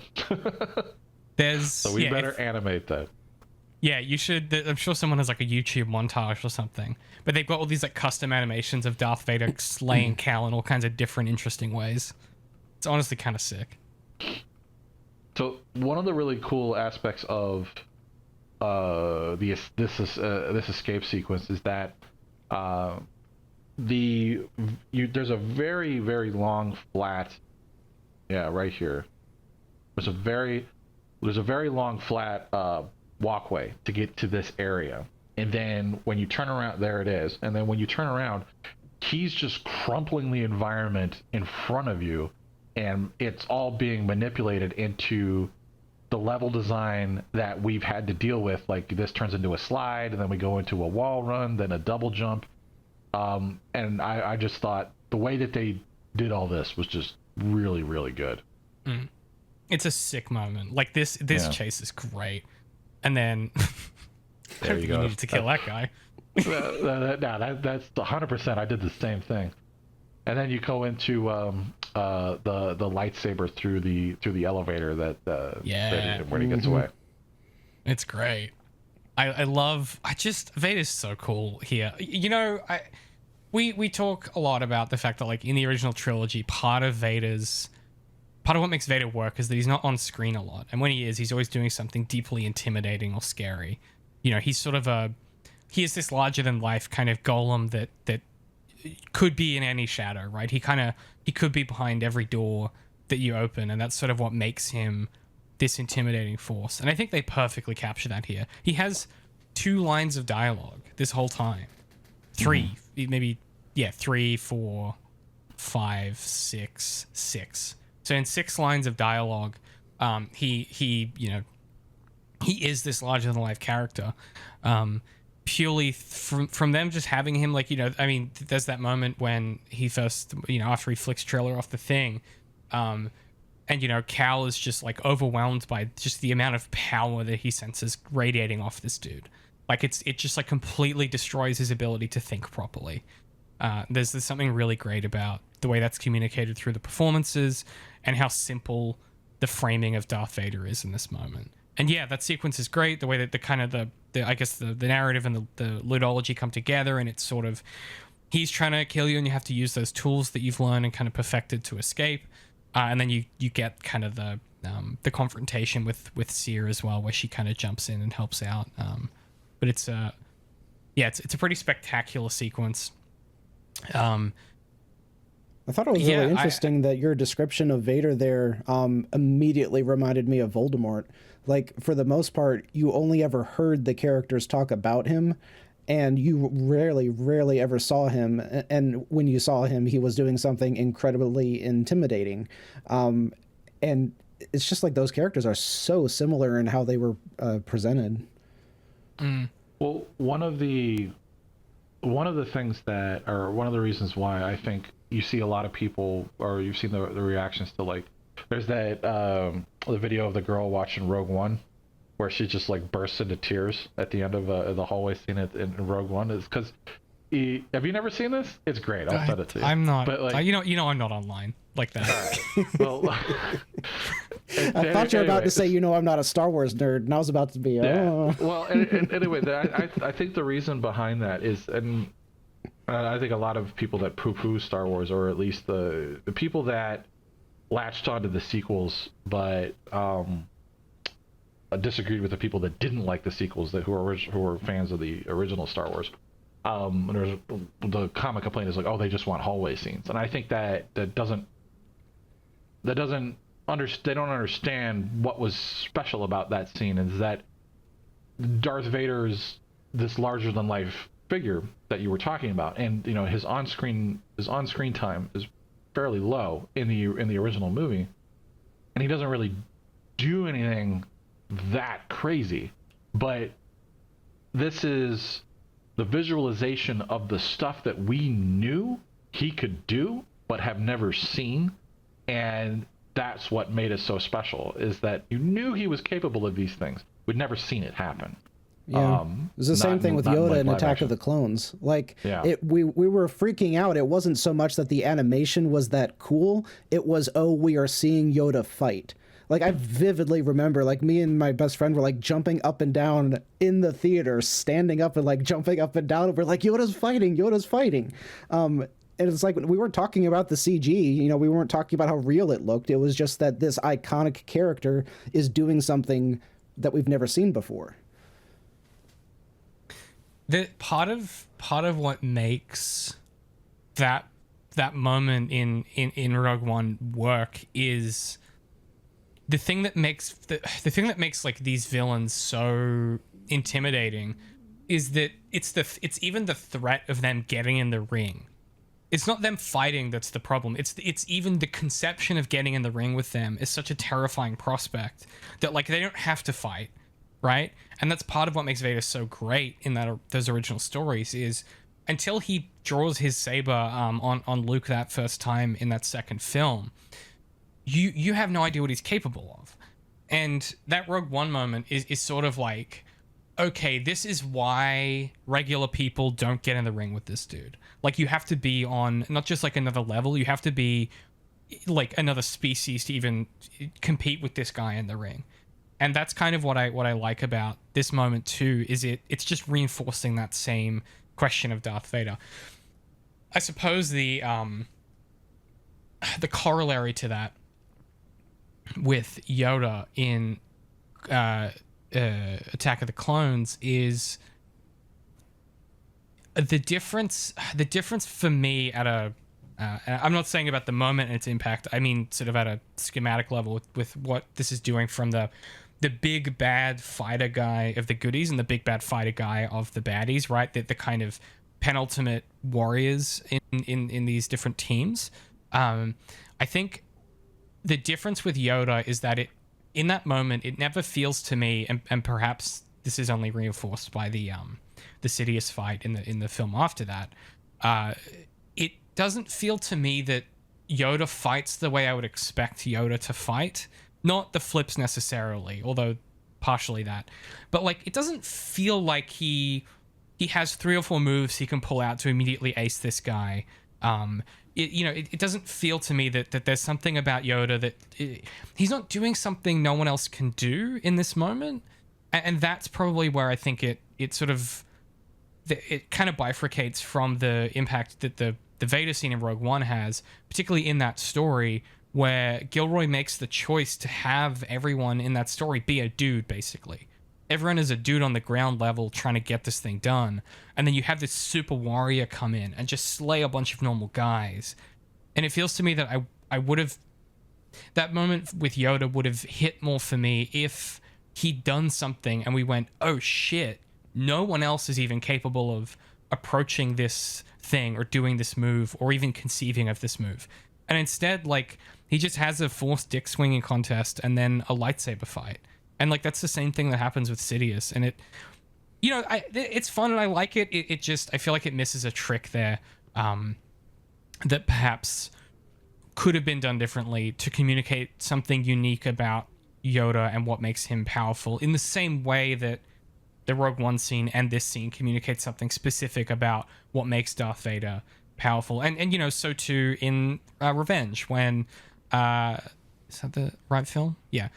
In Revenge, when Anakin, like, the second that Obi-Wan gets knocked out, he goes like beast mode and aces Dooku. Like, and it's like, oh, he does have it like this. And then when you see him, fight like that later as Vader, it's like, yeah, like this guy always had this. He just had to hold back because he wasn't supposed to use the dark side. He wasn't supposed to unleash his full power. And I feel like Yoda's missing something in that space that we do perhaps see a bit more in the Clone Wars TV show, I guess. But yeah. I'm going to agree with both of you in that you're both talking about the same scene and the same thing in different ways. And I think Darth is talking about the emotional impact as a fan and the coolness of seeing that moment. And I think you're tapping into why that moment, or at least for me, or like that moment doesn't hit the same way that it does in Rogue One, as part of the overall story, I guess. Going back to what we're talking about right here, after you escape, Vader comes out of nowhere and confronts you, as he's allowed to do because he's a bad guy. I didn't like it. I still didn't like it. How did he teleport there? He knows where the elevators are. Never mind him. How did Seer get there? Because just as things look dire for Cal, Seer steps in and fends off Vader long enough for the duo to escape. And this is the problem I have with what's happening right here. Is this is another example of the way that lightsabers are not fatal anymore. Mm-hmm. Or though at least he got stabbed off to the side. But the thing is, where did she come from? Yeah. I mean, it's like, bad guys are allowed to do that. Good guys aren't. And that was one of the issues I had with the way that he, quote unquote, killed her when he pushed her off of the side and into the lava. And I was like, she's not dead. She's going to come back. Yeah. And so, like, I would have preferred that she face him in a different way and he dispatch her in a different way, or even she just escapes alongside Cal, because the fake out of her dying is just a trope that is done in every single story like this, and it's just kind of annoying.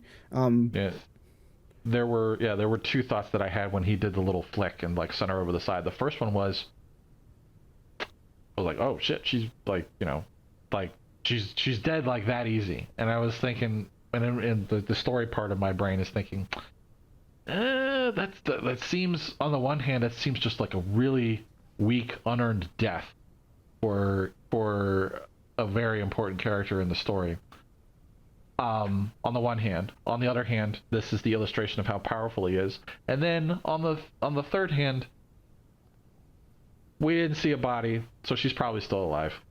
And then she comes back. So yeah. Yeah, there's a thing. Okay, I want to try and explain the difference between a story beat and a story twist, because I think it's probably germane to this issue, right?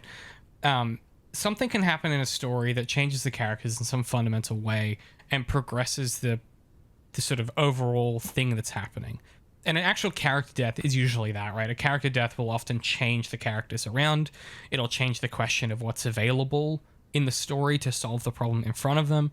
And it will, generally speaking, if it's done well in a story, it will change their protagonist's worldview, or the degrees of possibility that the protagonist is willing to access and use, right? If you think about Gandalf's death at the end of the first Lord of the Rings story, that if you ignore the fact that he comes back, right, that by itself changes the Fellowship. That basically breaks the Fellowship, right?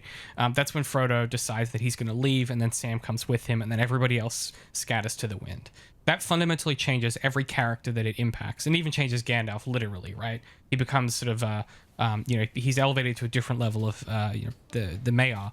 And then if you think about a twist in a story is usually something when you know what it is, it either recontextualizes what happened or takes away some kind of aspect of the enjoyment. So what you're talking about where it's like Seer's death is a fake out, if you know she's coming back, which because we've seen stories before, it just loses any impact it could have had. The second she gets swiped off the board, it's like, oh, okay, right. I think that a different way to make that work is if you don't change anything else, but you maybe have Cal in this moment tap into the dark side or do something in response to this that suggests it has changed him, I think it would sell it more. Mm-hmm. We still probably would suspect she'd come back, but it would at least give it an impact. Instead, it just does what you said, which is the second she shows back up, you're like, well, that's annoying. Like, why even bother? And there's no like quantifiable reason to explain how he was able to escape from Vader. But if you were able to say, oh, he used the dark side, got a sudden burst of power, and then like pushed Vader back a step or something, and then that let him get out of the door, then everything ties together so much better. Yeah, and he would commit the same transgression to save her that Seer committed to save Trilla. And you'd get that nice symmetry of like master, like apprentice, right? If one of the biggest questions of Star Wars is like, in the Jedi, the fact that they give these people apprentices is like a fundamental problem. You end up having this kid imprint on you, and all of your mistakes imprint on them, and that's how you get kind of the legacy of Dooku through Qui-Gon, and then Qui-Gon through Obi-Wan, and then Obi-Wan through Vader. That's how you get Darth Vader through this kind of system of the mistakes kind of being, it's inherited trauma, right? The mistakes being passed on. Like in this moment, Cal could make the mistake, but he could make the wrong choice for the right reason. And that's like a super compelling character question that would then set up all these questions for the next story that you want to tell of like, how does he reconcile with that choice?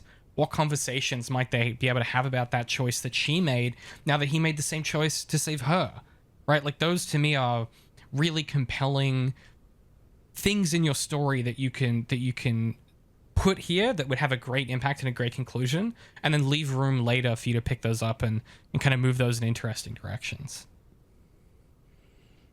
Yeah, that's interesting because that's one thought that I have about like society, and I assume that everyone has this thought that XYZ that my parents did, I hate that, and I'm not going to do that, and I'm not going to raise my kids to do that or think that way or whatever.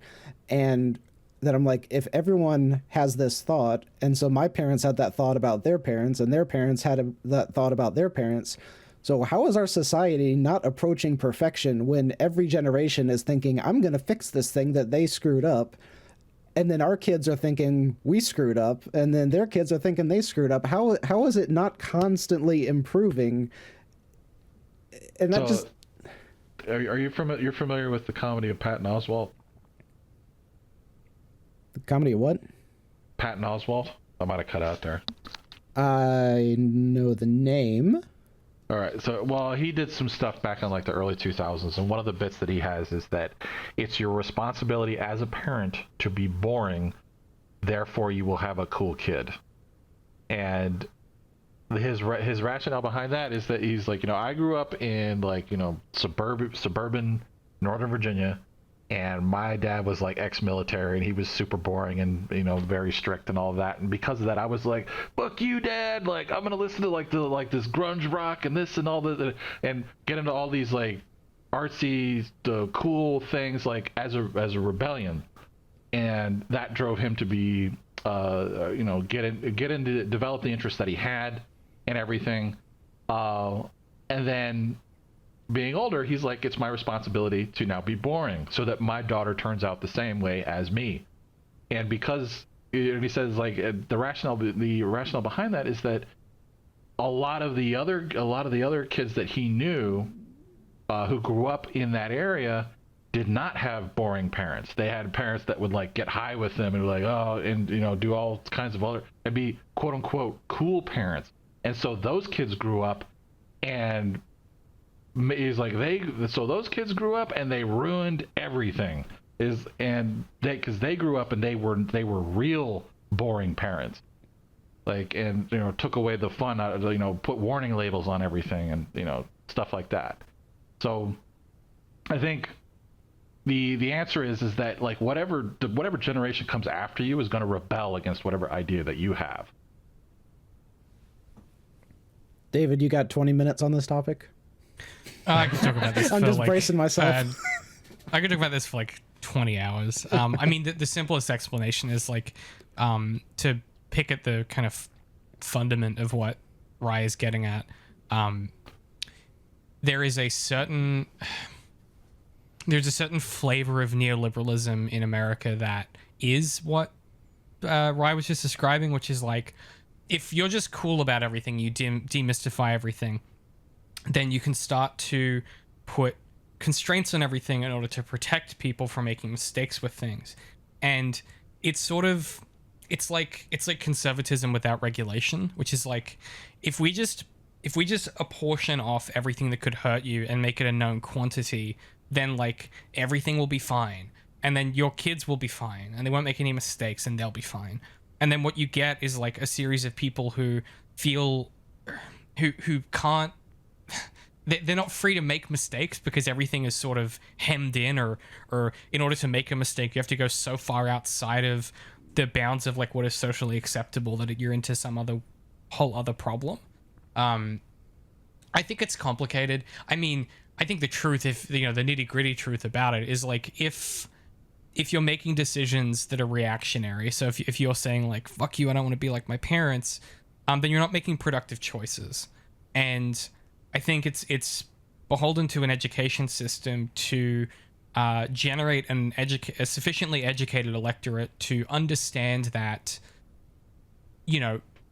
working through those questions of self and identity, and kind of like mental well-being, in order to move from that place of making reactionary choices into making proactive choices that are productive and that are considered, that are for your benefit, not in reaction to something else, is like, that's how you would in theory move into that space of having, an increasingly perfect society. And that is what you see in a lot of the kind of Scandinavian countries where that has been the name of the game for 100 years or whatever, and it helps that a lot of them got a bunch of money post World War II. But that is the name of the game, is if you can move away from that fuck you mom and dad space into, okay, well, what kind of person do I want to be? How do I want to shape my life and shape the lives of those around me?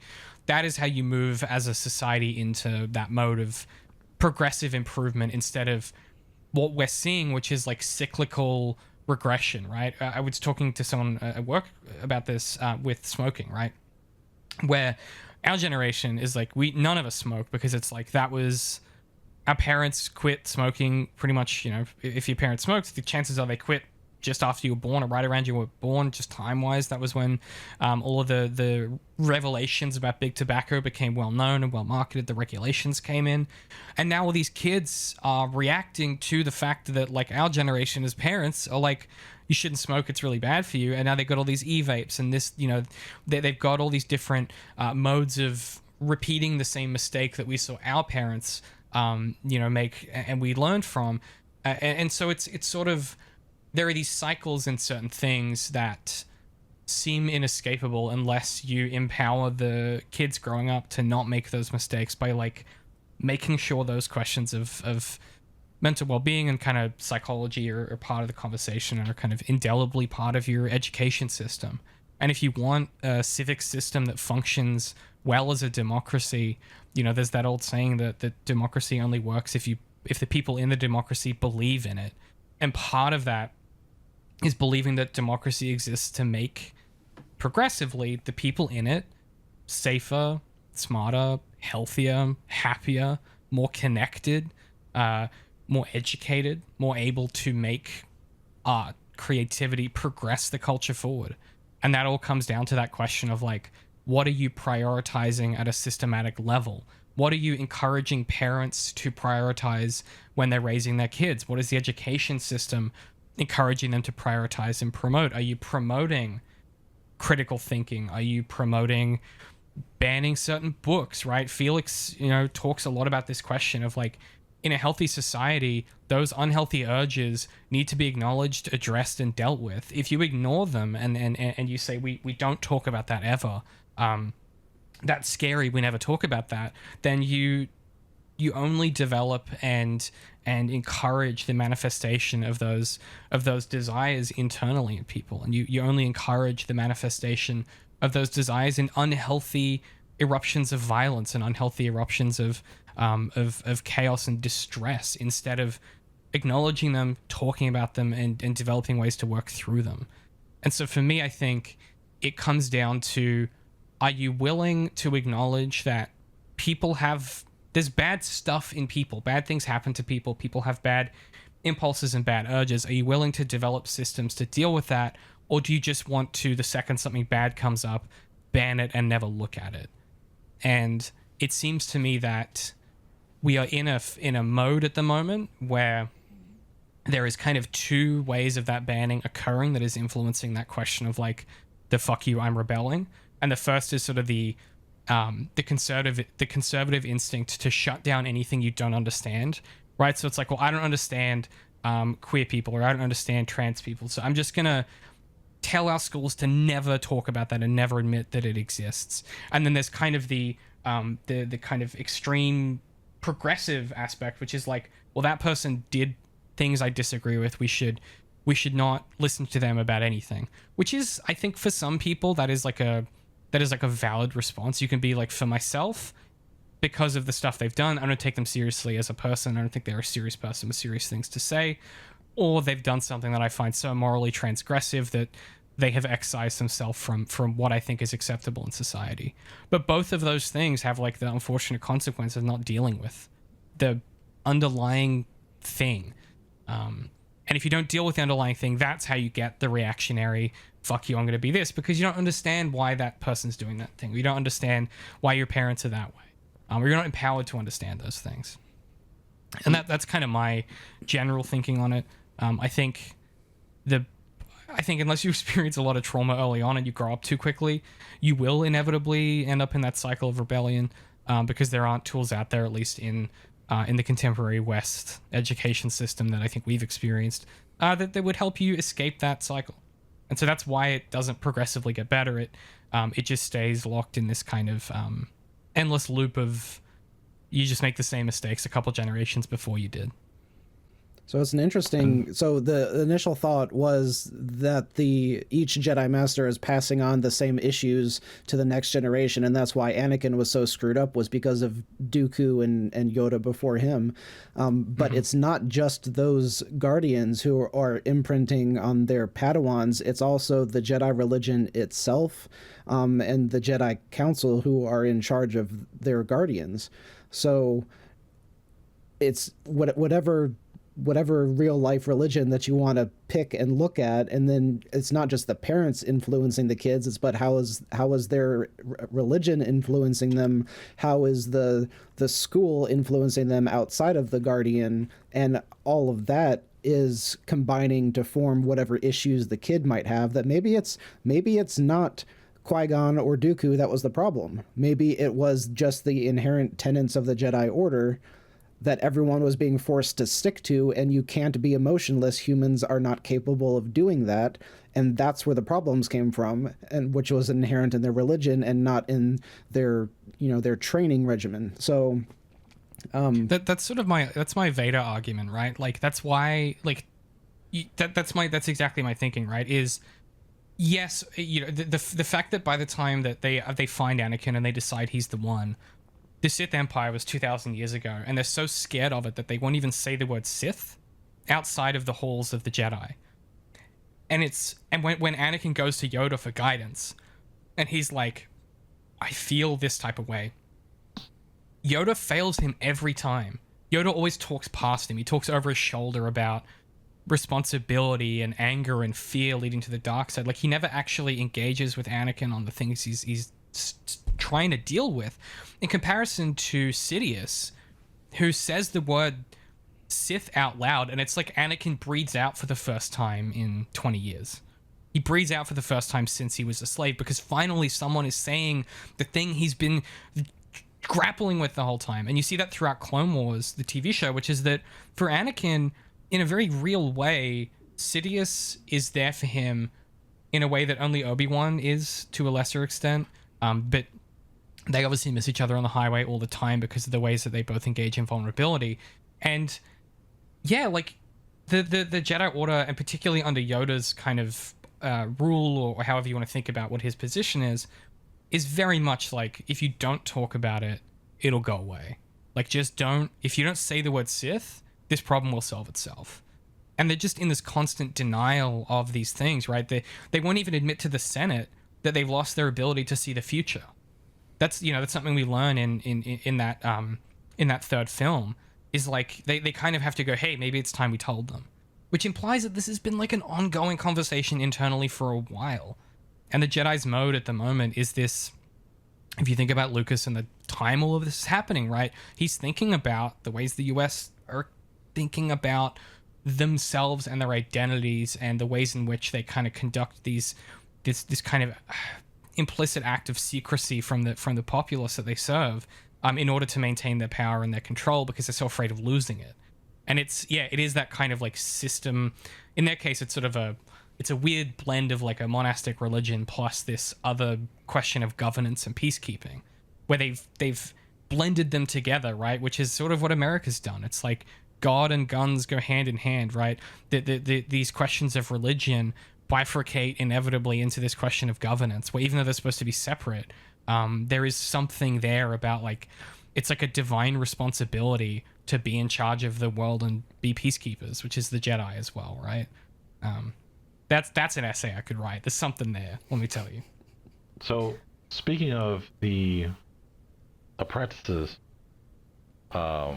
taking on the mistakes, or learning from the mistakes, or carrying on the trauma of their masters, back on the Mantis, Cal and Merrin have a moment.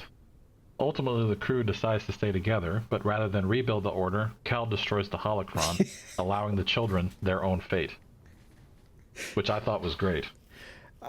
At first I flipped out, and I was like, we spent the whole game trying to find this stupid thing, and then you just break it, and I wanted to punch him. And then I was like, yes, from a like story perspective, I appreciate that they did this, and it caught me totally by surprise. I appreciate that in this universe, it makes sense for the Jedi to say, yes, the Force will guide them in the direction they need to go. But at the same time, there's nobody to teach them except this guy and this woman. Like, no one else knows the Force that they're aware of. So how are the kids going to learn this power that might scare them, that might get them killed, that might get them captured and turned into Inquisitors? Like, if nothing else, they could have used the list to help protect the kids and warned them, hey, you know, if you don't learn to control your power, you're going to get turned into an evil person. You know? So my read on that was, or a couple different things. The first one is the list is that it exists is a problem and a threat to these kids, and so that decision made complete it made a lot of sense to me. First of all, from the standpoint of you remove that threat if you remove a significant amount of threat to these kids by just destroying the list. The second thing is they don't have, his whole thing is these kids don't have to be Jedi. You know, they can, we're going to give them the choice and the freedom to go and live their own lives. And if they're meant to be Jedi, then the Force is going to bring them to us, you know? And I thought that was really cool. We're going to give these kids a choice that I didn't have, you didn't have it. Yeah. And in a way, isn't the holocron the friends we made along the way? You know what I mean? Yeah. Isn't that the truth? So one thing I've been kind of keen to talk about is this sequence here, where she taps into the dark side and from what it appears, she totally has Vader, and maybe he could stand up. Okay, so he does stand up. He is struggling. And a really interesting quote came out of this that I was talking with someone at work, and she was quoting Brene Brown, who does writing about courage, vulnerability, shame, and empathy. And it was specifically a quote about shame. I don't know why we were talking about that. And the quote was, if you numb the dark, you numb the light. And I thought that was so poignant because that is one of the arguments that I have against this whole using the dark side thing, because just because you use the dark side, which taps into an immediate burst of power, doesn't mean that you automatically become an evil person and can't control it.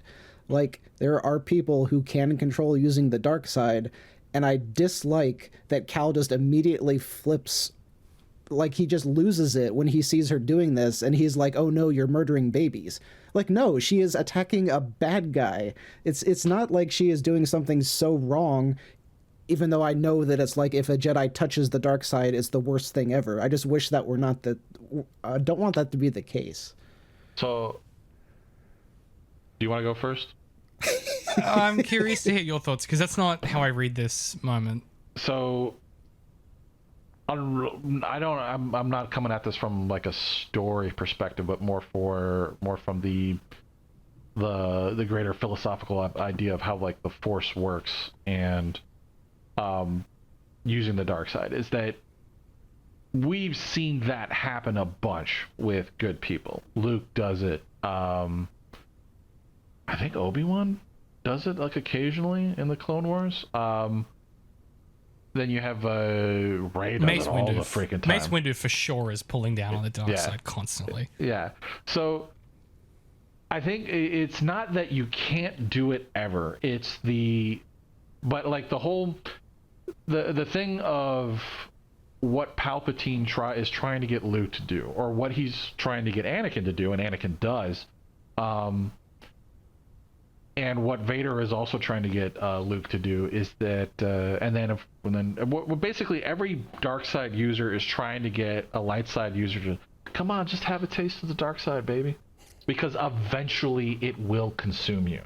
It's not that you can't use it; it's that if you give into it repeatedly and in a significant way, it will consume you. Is the I don't know what the right word is there, but the philosophy behind it. And then I think that makes sense because I always think about the the line from Dumbledore in the last movie is like, you have to choose between what is right and what is easy, and the dark side is the easy way, and the normal force is the right way, but it's not easy.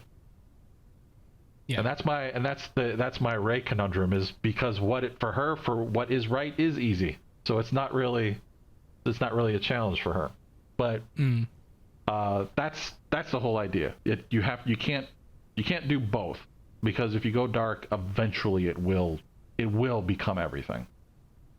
Yeah, and that's why Cal specifically says, like, you still have a choice, right? It's that like if you think about the fact that, like, she's so scarred by this choice she made previously, she makes the same choice again here, and his point is like, but there is still a path back. If you haven't given into this yet, you can still, there is still a way back, and it's that belief there's a way back, and it's a belief that, like, you can still do the hard thing, that is what separates these characters from people that might fully give in one day. Now, we can see a path for Cal where that could be possible, where he might, under Seer's tutelage, increasingly make the wrong choice and maybe slip further toward that.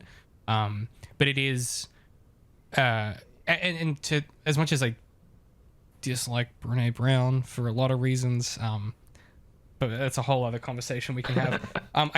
I think that it's just like so much of it isn't researched. It's just like her opinion. Anyway, one of the things that to me is like really interesting is, you know, dealing with the shame, like dealing with the darkness, is hard and is really challenging. And that's part of what makes doing the right thing difficult. Is doing the right thing is like dealing with the fact that you have that inside you and that you're capable of that. And in not dealing with it, it has the possibility to consume you. And tapping into it, it will absolutely consume you. And that's what happens to Vader, right? Is like everyone around him is like, don't feel it. Just don't feel it. Just ignore it. And he keeps ignoring it until it's so overwhelming that the second someone gives him permission to use it, it just completely envelops him. You know, in that moment with the Mace Windu moment, where he's drawn on Palpatine. It's that moment where like Palpatine gives him permission. He's like, save me, and it's like tap into that darkness to do something you think is good. And this is sort of a similar question for Seer, is like, you know, is she going to keep using this thing that could corrupt her, or is she stronger than that? And she proves in this moment that she is stronger than that. And so I think Cal's concern is more, this is my read anyway, is more to what Rai was saying, which is like, if she does this again to fend him off, this might be that slippery slope for her. It may not be, but it could be. And Cal seems to sense some aspect of that, which is like, if in this moment when you're facing the most fearsome opponent, like the scariest question in the galaxy at the moment, if in that moment you give in to that fear again, perhaps there isn't a way back. You know, perhaps this is the fork in the road for Seer. Yeah, I mean, it makes sense, but I think maybe it's the situation that they're in that makes it hit so differently. So right in this moment, the only thing that is saving their lives is her using the dark side. So him saying, you don't have to make this decision, you could live without doing this, is totally like not true, because like it is only the dark side that saved them. But it is though. But it is true, because they knock a hole. She then knocks a hole in the window, and they get out that way. Yeah, she basically stopped. Like Vader tries to, she's holding him back, and Cal, rips the wall out, and they get away. So like it does like she can, and that's his point, is that she could have made the other choice before that moment. Yeah. Right. But again, it does go back to, well, there's two things at play here. The first one is the idea that we had previously, which is that you can't fight Vader. Your only option is to run. And the second thing, it goes back to Return of the Jedi, where it's either Palpatine or Vader are like, yeah, strike me down or whatever, because the only way that you can is if you give in to the dark side, and then we have you. Right. Yeah, that's So there's it. two It's things like, there. yeah, and it's especially. I think it's especially kind of dire for her because, you know, she's just lost her. You know, Trilla's dead finally. Like she's finally closed that chapter, and then it's like, will she lose somebody else in this moment, and will she lose herself? Right. Yeah, there you go. That little protective force bubble. It's So cool. That's light side right there. I didn't even Yeah, catch that's light that side the right first there. time when I played it. I don't know why I And then didn't. Cal rips them all out. Yeah. So that's her making the choice to use the light side instead of So- the dark side. The bigger problem there is how did they swim out? He's got the little rebreather.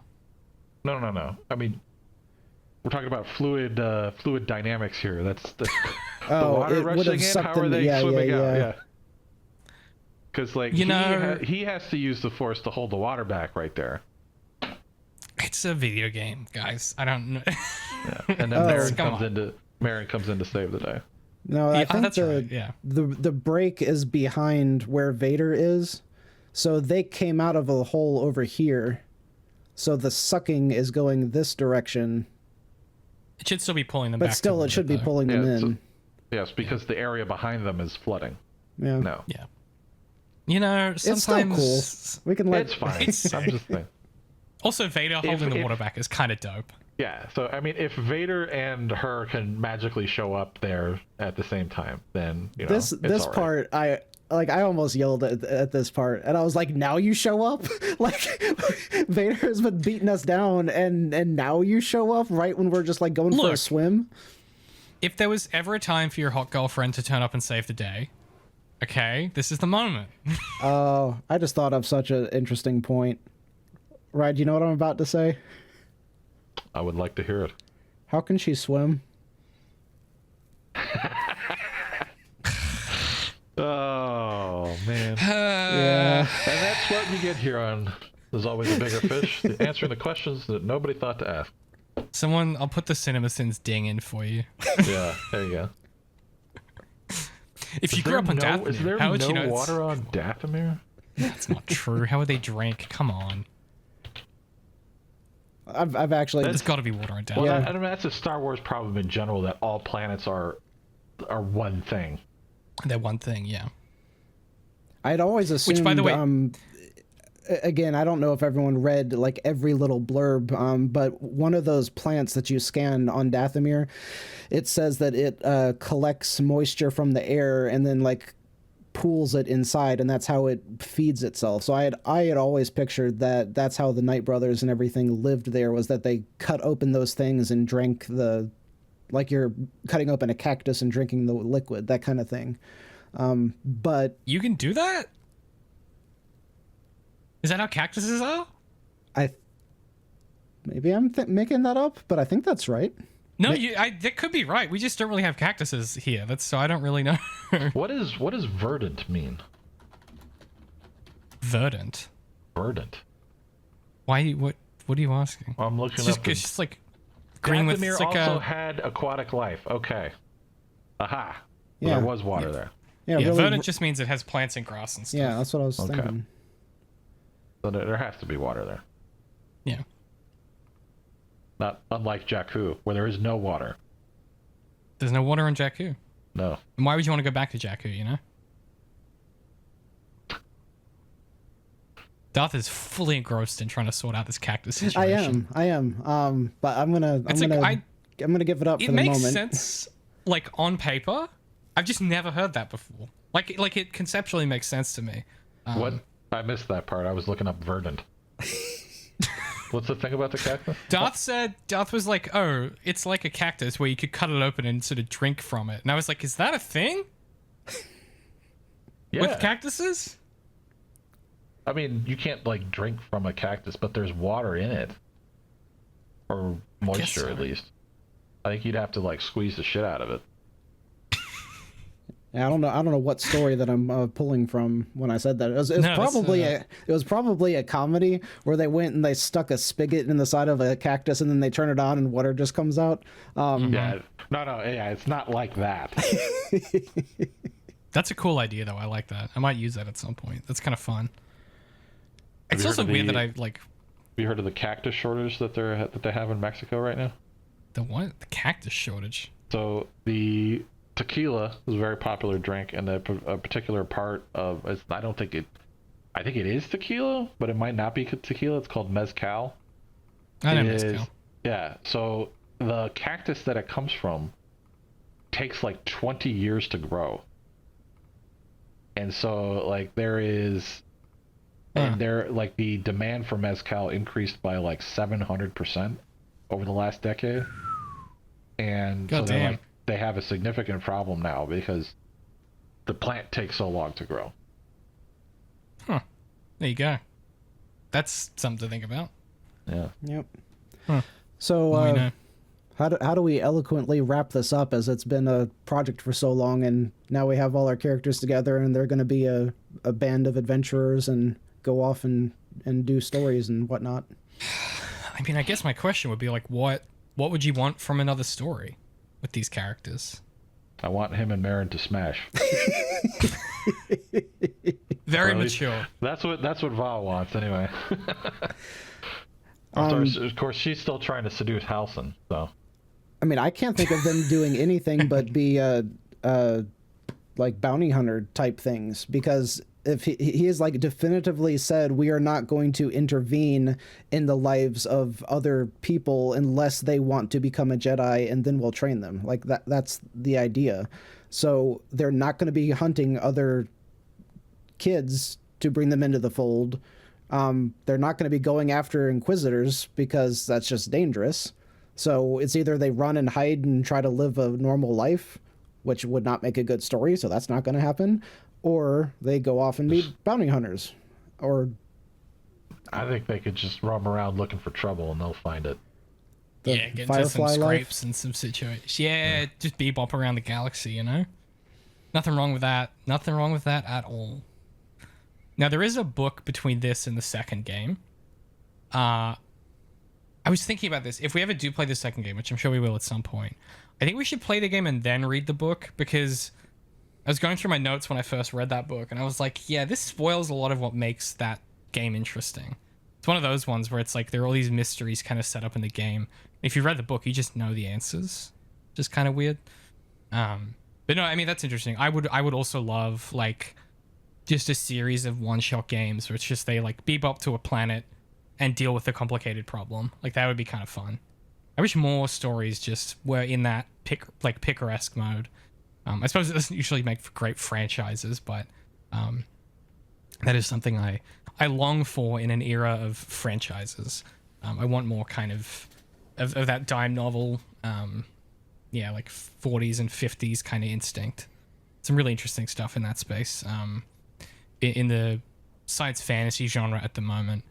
And I kind of wish Star Wars would do more of that. Like, I mean, if you think about Rogue One, while it is deeply connected to the continuity, it is also just its own little thing. And Andor's kind of also its own little thing, in some ways. And so I kind of think that this story, I would like it to do more of that.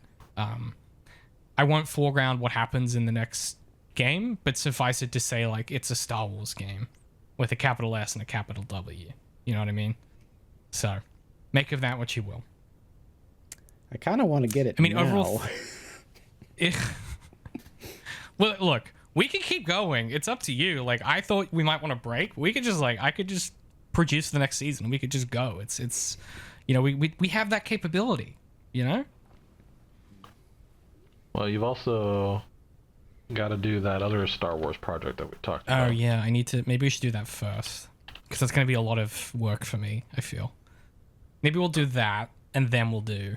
It's 50% off right now. Oh, that's not bad.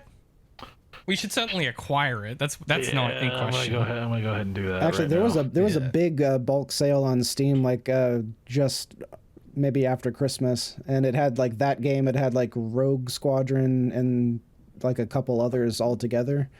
Oh, never mind. I don't need to buy it. I already own it. When did that happen?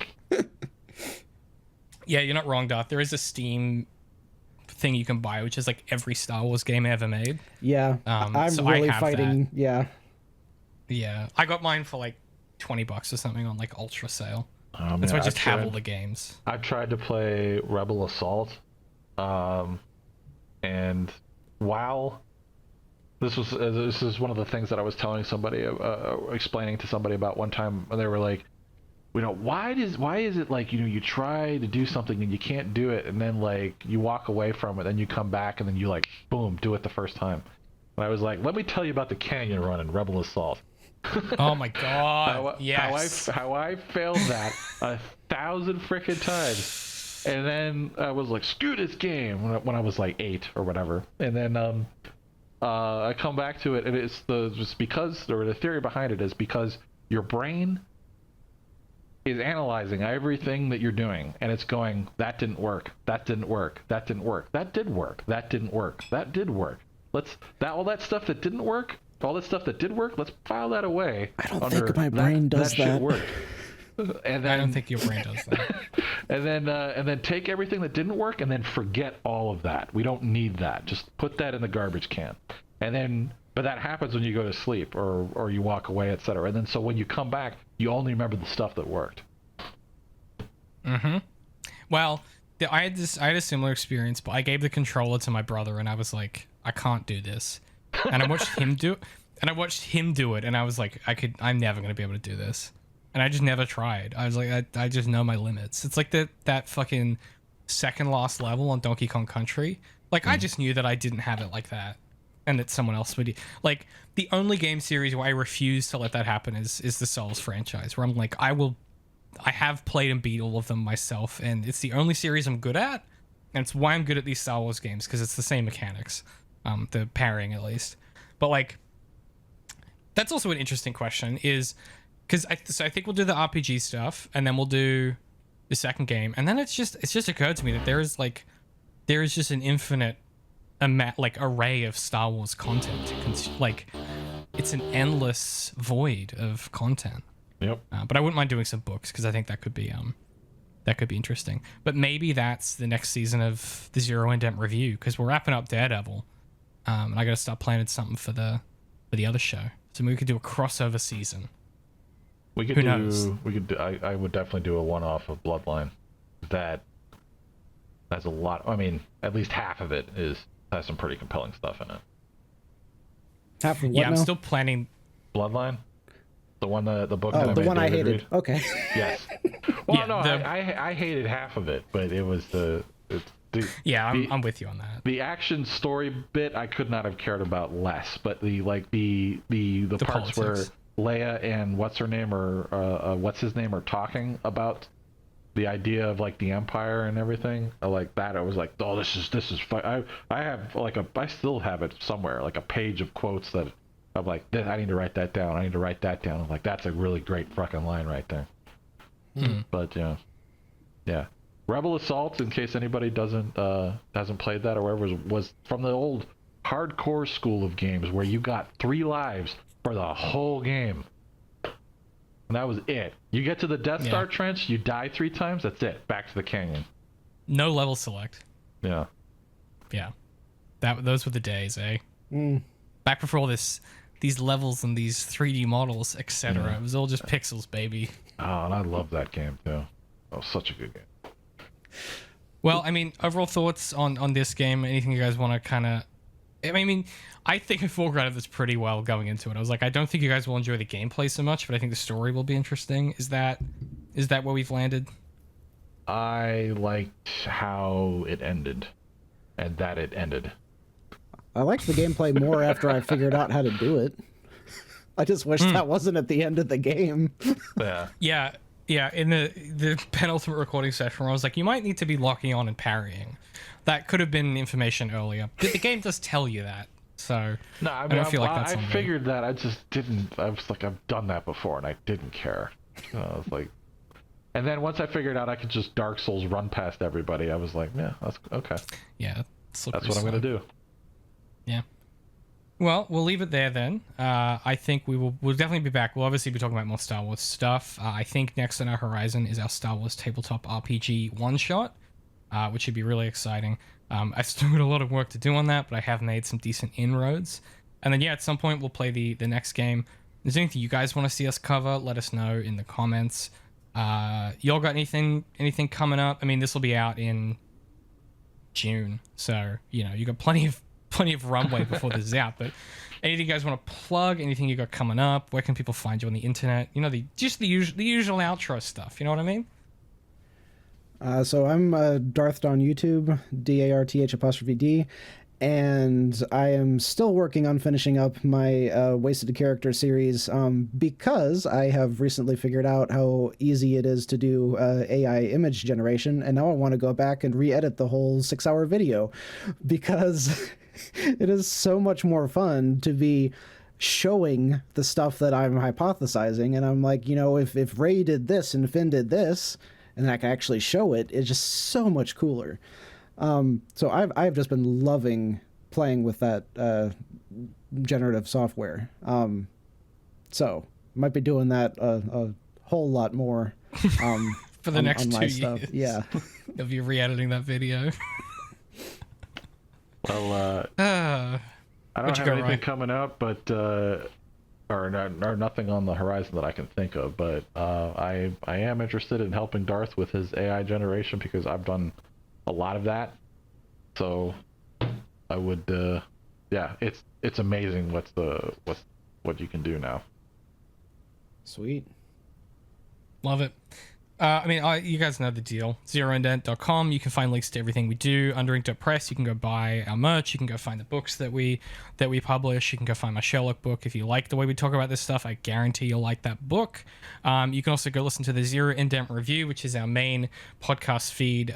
By the time this comes out, Daredevil should be well into the Defenders coverage of that season, which is really exciting. That's pretty much everything we've got going on at the moment. We just launched a bunch of new shirts on our website as well.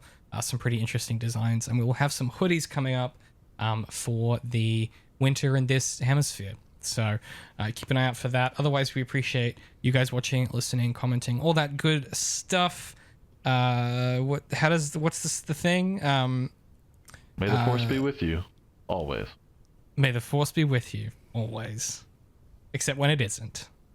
Oh, not that. That's the wrong thing. You could also say what is goodbye. It? You could also say goodbye there. Goodbye there. Yeah, but you shouldn't though, because that felt wrong immediately. Didn't that feel wrong to you guys? 100%. All right. Well, we'll catch you guys in our next piece of Star Wars content. This is not the outro you're looking for. There you go. That's the one. Well done. If you like these handcrafted studies of genre fiction, please head over to zeroindent.com or patreon.com/zeroindent if you'd like to consider supporting us. Even if you just give us a follow on Patreon, that helps us out.